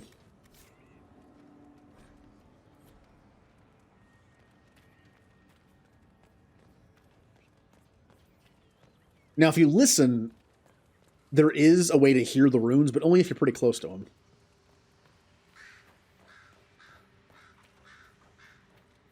Gonna guess it's behind the bash point.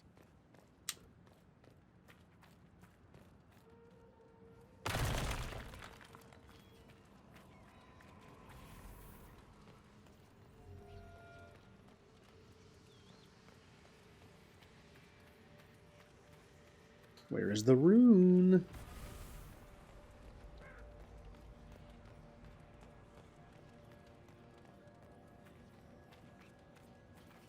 Nothing. All right, let's just fight. Maybe it's out here. What?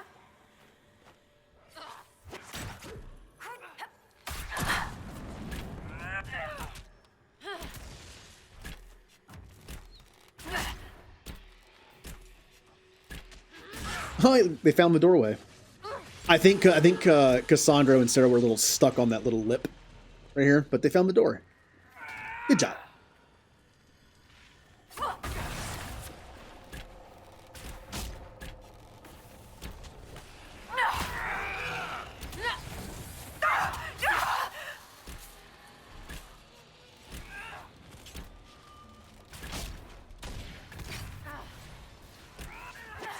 Get me out of here.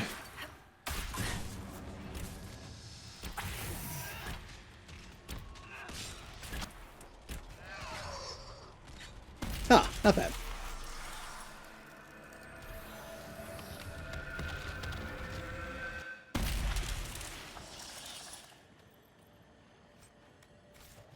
Alright, back to rune hunting. I'd imagine they put it in the room with the oh, there it is. Never mind, it's right there. Wasn't the fire like right here? Didn't I drop it right here? Oh well, I'll get it again. So it's right there. The funny thing is, it's pretty much right where I dropped it. I somehow didn't see it. Maybe it didn't appear until after I closed the rift.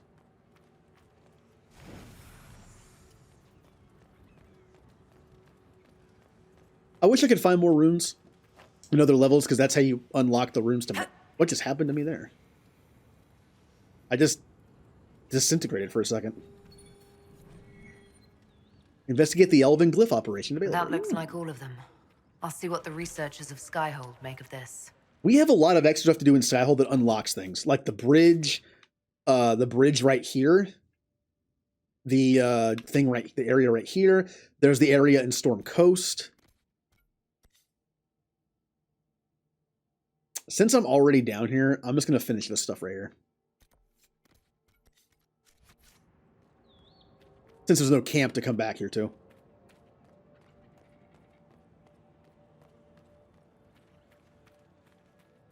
And this rune thing might get us what I want, what I'm kind of lacking right now. Well, never mind. I forgot the schematic thing that I did, the golden nug schematic thing, where I used that save file that had all the stuff unlocked. You have all the schematics for runes unlocked too. I forgot about that. Never mind. We're good.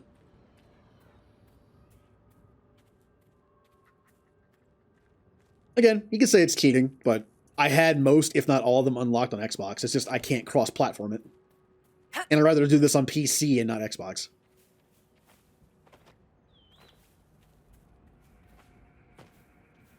Ooh. Come back. Come back. Now, is it an automatic pathing thing here, or do I actually have to herd it back properly? I'm really hoping that it's running the correct way along a path, and all I have to do is stay behind it.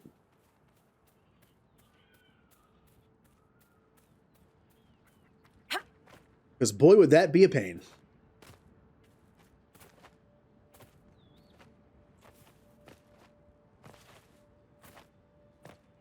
Come back. Oh, no one shoot this thing.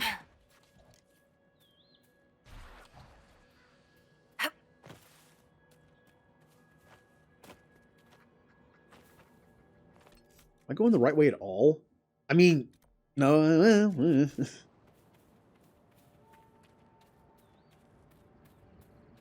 If I can get around it this way,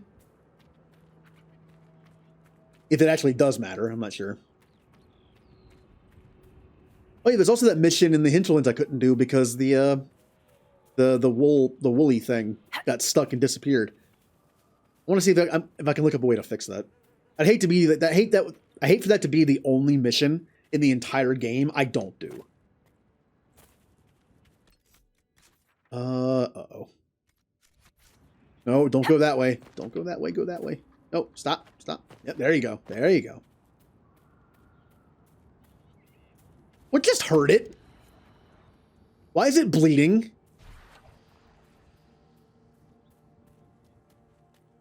Where did it go?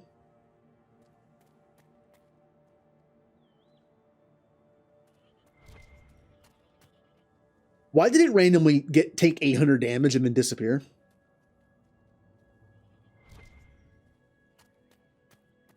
Oh, there it is. Oh. The rest, Sharal. Hello. Is that good enough? Look. Already she makes herself known to the others. She knows she's meant to be here. Thank you, Lethalan. I will never be able to express my gratitude. Yeah, we did it. You know, it kind of hurt. I don't know what happened. Do I have enough? That's the western approach. Nope. Yeah. Oh. Gee, where am I right now? Exalted Plains. Thank you.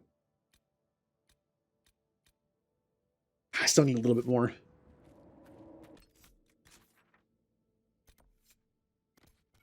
Oh, I can actually find the key to the grotto without actually having to break open the graves and defile them. That's nice.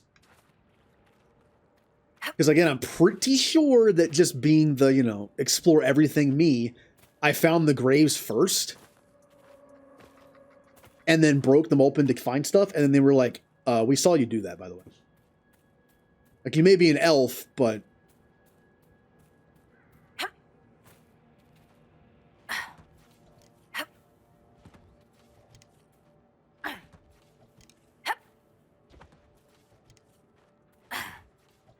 What kind of jump was that? It didn't move.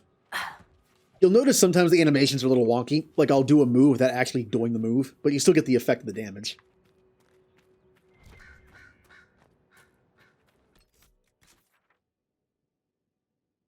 Oh, wait. No. I did find this area first, didn't I? Yeah. I somehow missed that because it's on the inside of the map. That's why. I did find this. Yeah, I think the key is actually in one of the graves, and I don't want to disturb the graves. Never mind. Well, I'll wait until they like me enough to recruit their elven guy, and then I'll do it. How about that? They won't care at that point. This should do it, I would think. It's the last thing I can do. I think I remember being there's some kind of glitch with this where you actually couldn't get enough approval, no matter what you did. Hopefully that isn't the case.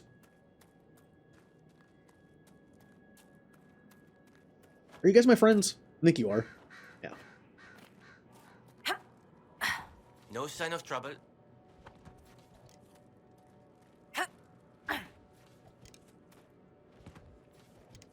Yep. Yep.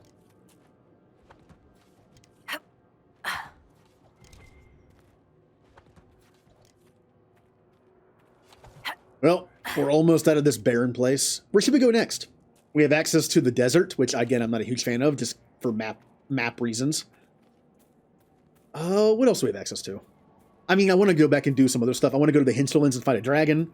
I want to go to Storm Coast. I want to open up the area in Storm Coast and go in there. I want to open up the 2 areas in here and go there. So we have a little bit to go before we go to a new area, but still, I need to think ahead. All right. Where could this person be? Well... What was there? Because that's blood and magic, and that's not good. Was he trying to summon a demon? Was he trying to summon a demon to fight the humans?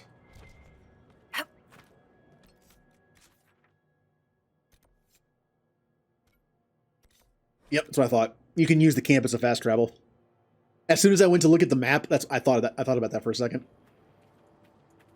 All right, well, unfortunately, Please, if you see my brother out there, tell him to return to camp. I'm sorry, but I found your brother. What? What do you mean, sorry? Where is he? No, he's not. I have his belongings. Is this all that's left? Did you learn nothing else? we're not gonna talk about that. He was brave, trying to reclaim a relic of the Dalish. I know. I always knew he was brave and clever. Didn't have to prove himself. The clan loves him. Howen loves him. I wish he'd understood that. Thank you for bringing me the news. It's better than not knowing. I found this talisman. I think your brother was looking for it. You should have it. Linda Rani's talisman. It exists? Her sword, Evanura, was taken by Shems. But in the story, her talisman was saved and hidden. This'll mean so much to our people. Thank you. Hooray! We did it! They like us enough. I don't believe it. You convinced the Keeper. He said I can join the Inquisition if I wish. Aneth Ara, Herald. Keeper Howen has given you permission to join the Inquisition. He has. I'll report to your camp in the south, if that's all right. Carry on, Agent. Woohoo! We have a new agent. I'm gonna guess an agent for Liliana. Just knowing that he's like an elf, most likely a hunter, uses a bow of some kind, daggers. I would imagine he'd probably be an agent for Liliana. He'd be good in like a wilderness type scenario. Like a good scout. Or for all I know, he uses a giant two-handed sword and he's going to be with Cullen. Who knows? Dareth Shiral. Guessing not Josephine, though. I mean, I feel like that's a pretty easy guess to make. Well, now they like us enough, I guess we're going to come down here and defile some graves.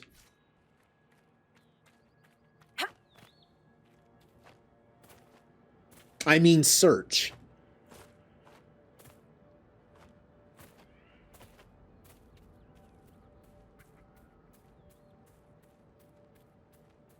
Up.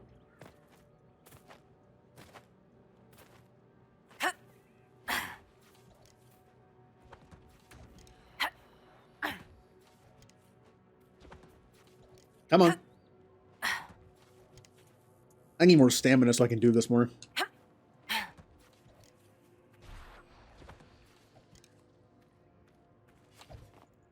All right.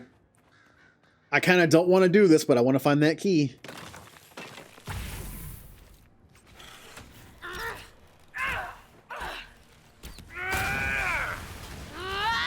Make it take you. Oh, I know. I don't know. There's something about, like, the nostalgia feeling of just using an ability to get around rather than use a mount. Hard to explain. Now, I probably should have saved it, because if I don't find the key in any of these graves, I'm going to feel bad. I'm doing it for the key. I don't want to just loot everything. Die! Now, okay, yeah, you have to. You actually have to do it to get in there. I kind of wish there was another option. Oh well. It'll drive me nuts if I don't go in there. Like, it's an area I want to go in. I wish there was I feel like in a lot of these kind of games, there's always a way around stuff like this. But what way around could there be if I have to find the key parts in here?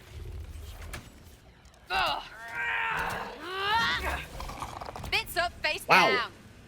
My team kills things a lot faster than I do.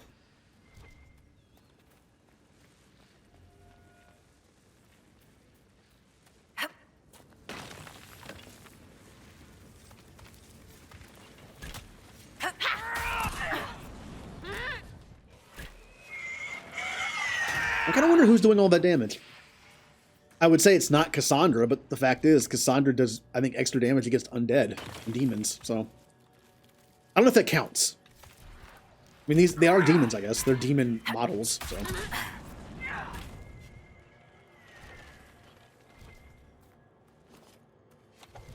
Alright. Up. Up. There it is. And now I can stop looking in the graves. I'll leave the other ones alone.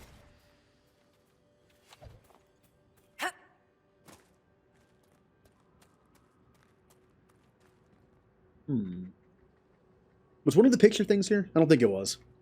No, because there's no red.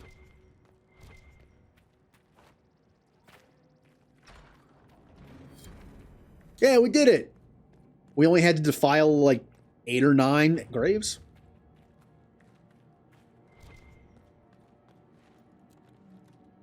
Let's see if it was worth it.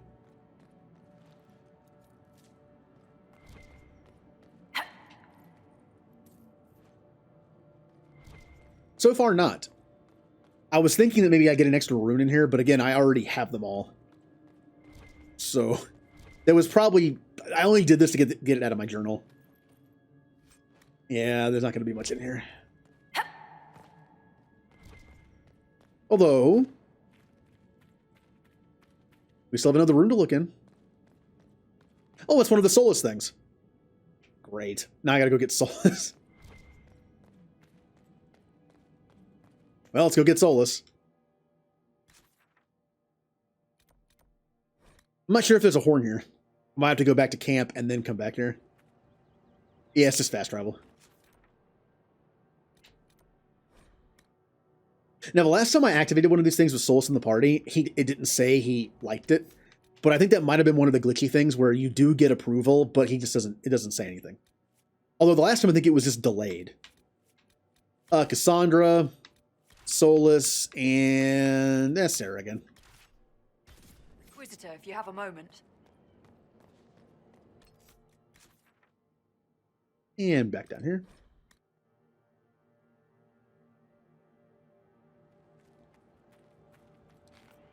Wrong button.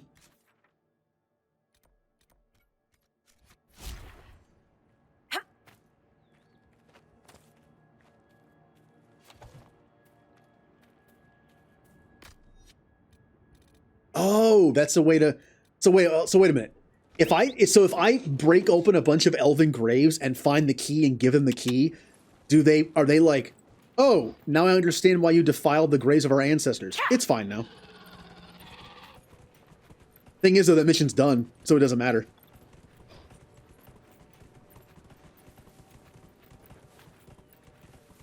Also, if I want to find all the stuff for Solus, I have to do this.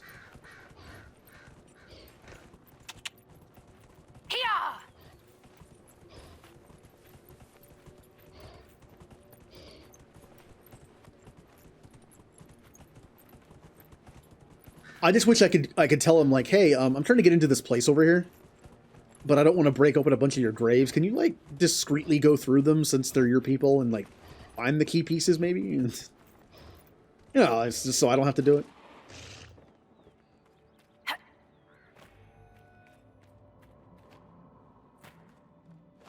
So the best thing we get out of here is we turn one of these things on, and which gives us, like, a little bit of power, I think, and we get approval from Solus.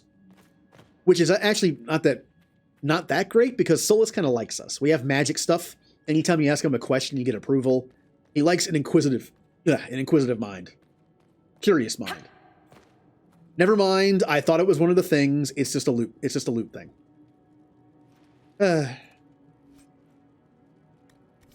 Well, that wasn't worth it.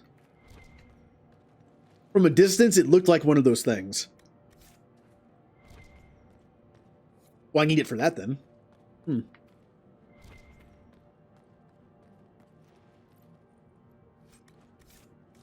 Yeah. But hey. Uh-oh.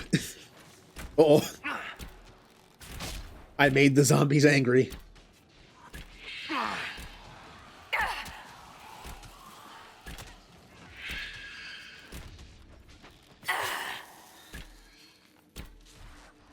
No, they're immune to poison.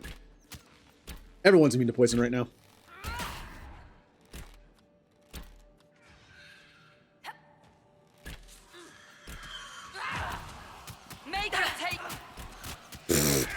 I am getting walloped, but because of the barrier, I took no damage. I will say when I first played this game, realizing there was no healing spell was annoying to me at first. But I like how the game is balanced now, between barrier and potions. I like it. Also, in Dragon Age 2, the healing spell had such a long cooldown. It's almost like I just didn't have it. It was like a one... I'd be able to use it like once per fight. Oh, hello. Oh, you're a Revenant. That's why you did that. Okay.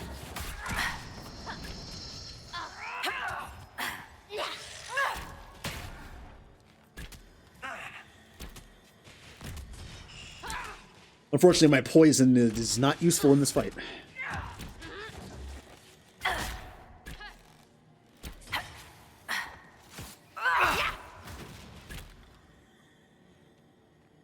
Melon! Hello, Melon. We were just defiling some graves. How are you? Also, I can do a little jumpy now.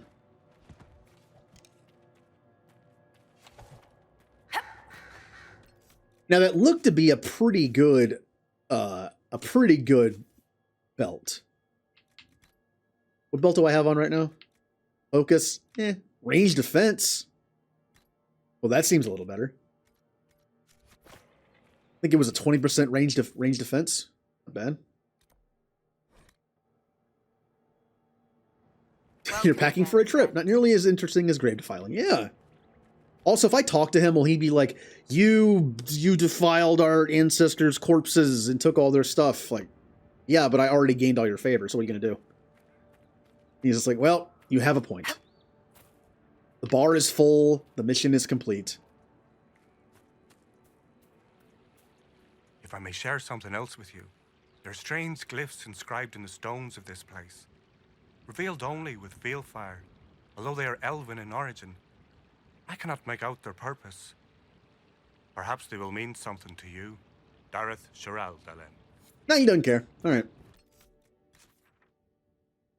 Well, looks like all we have left to do is go back home and open up these two areas. Yeah.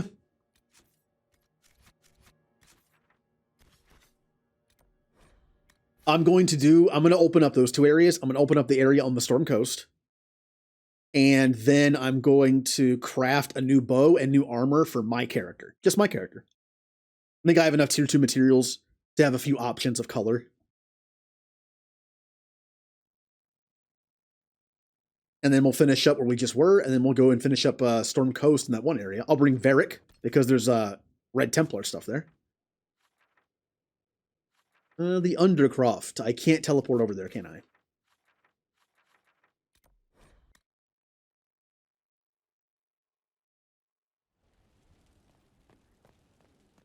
Oh, it's crafty time. Little mini crafting part of the stream. Better. First thing I'm doing is storing all my stuff. Well, all these anyway. All the purples, which is like 3 things. Ring of Doubt. Flanking, oh, they have the flanking damage bonus. I need to give that to someone like Sarah or Cole. Up.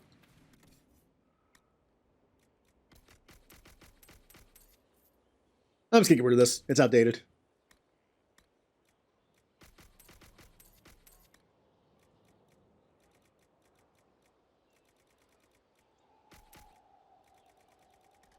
Okay.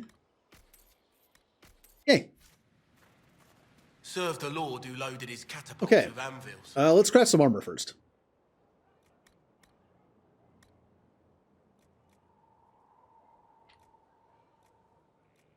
Now, which one did I have? I think it was this one. Yeah, I had the refined Prowler coat. I don't know. We feeling anything different? I kind of don't like the armor look on a character like this. That's why I went with this. It's like a little under armor, and that's it. This is just a lower version of it.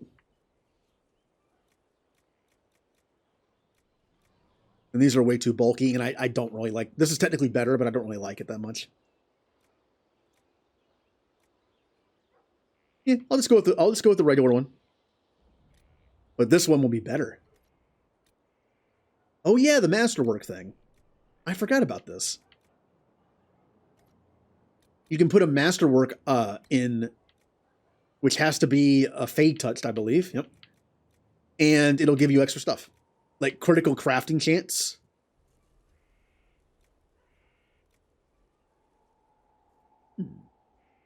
So basically using one of these gives you a 30% chance of it becoming a masterwork when it's crafted. It's also 10% to all stats on success. That's what the crit does.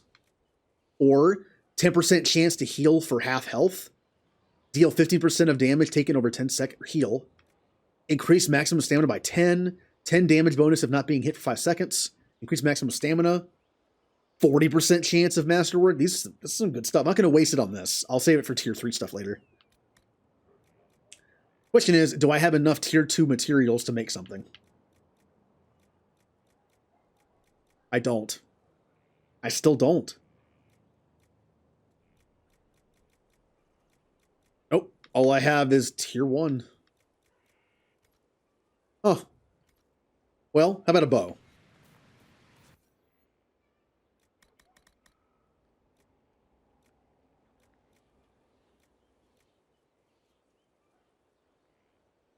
I could go with this. It's the obvious pick because it's the best. But we've already used that. Let's use one of these other ones that looks pretty cool. Like that one.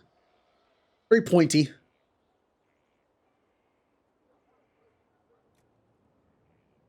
That is very dwarven looking. I kind of like this. It's very, very woodsy.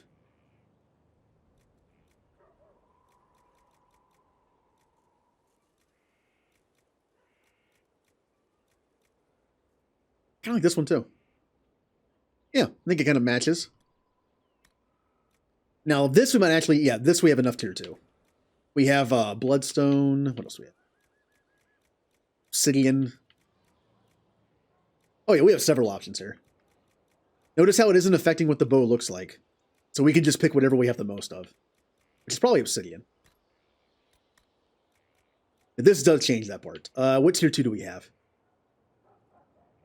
Bear hide.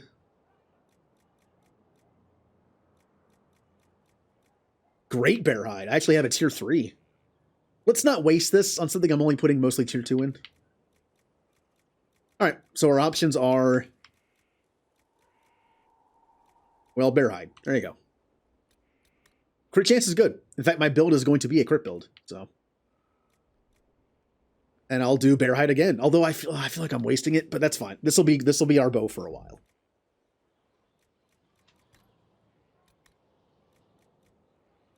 Yep, I'm out. Did I have any other tier 2 material to use? I had a tier 3. Nope, just tier 2.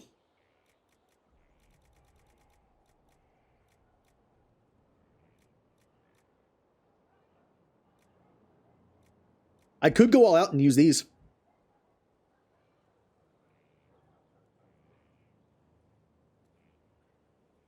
I'll just do the tier 1. We can get more tier 2 stuff later. Once the game progresses and we get further in, we'll have access to more tier 2 stuff and tier 3. We have crit damage bonus, which I actually don't mind putting on this thing. Or do I just stack crit chance? No, I think when you stack stuff, you get diminishing returns. Right now it's at 21. That only increases it to 27. Well, this gives me a whopping 10% extra damage when I crit. I'll do that. And I'm not going to waste any of these, I don't think. Do I have... Eh.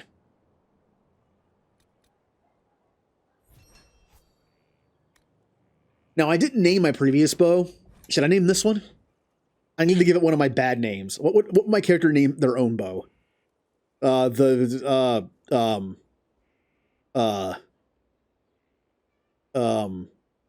literally don't know. I need to think something like this quick. Don't think about it too much. I have nothing.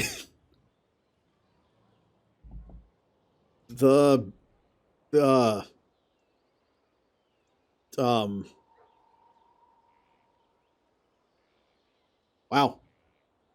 I have nothing.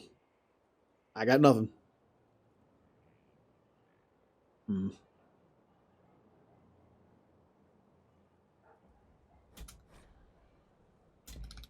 There. Blame, dumb, fires pointy things. The Needler. Halo.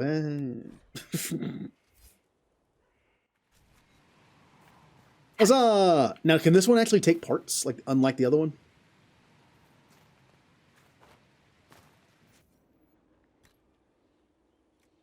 It can take a grip and a rune.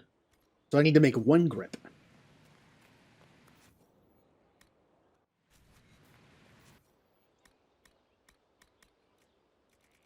All the way down. There we go.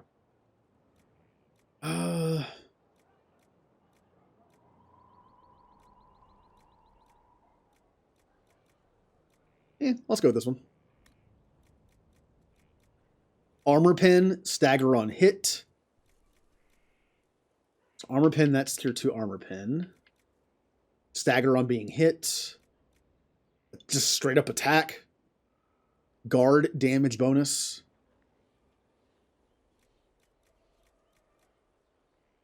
I think I'm just going to straight up attack.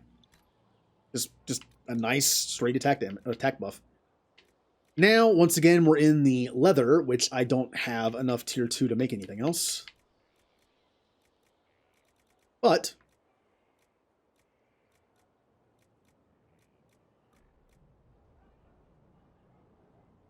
crit damage bonus, crit chance.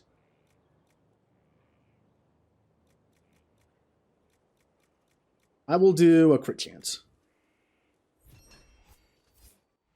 All right, let's pop that in there and then we're done because I don't have enough to make the armor. What was that? I think any runes with putting in at all. 20 damage versus living. Cold damage. Cold damage. Not really.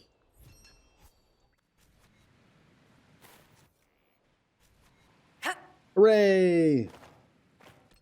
Now, let's go to the war table and unlock some stuff.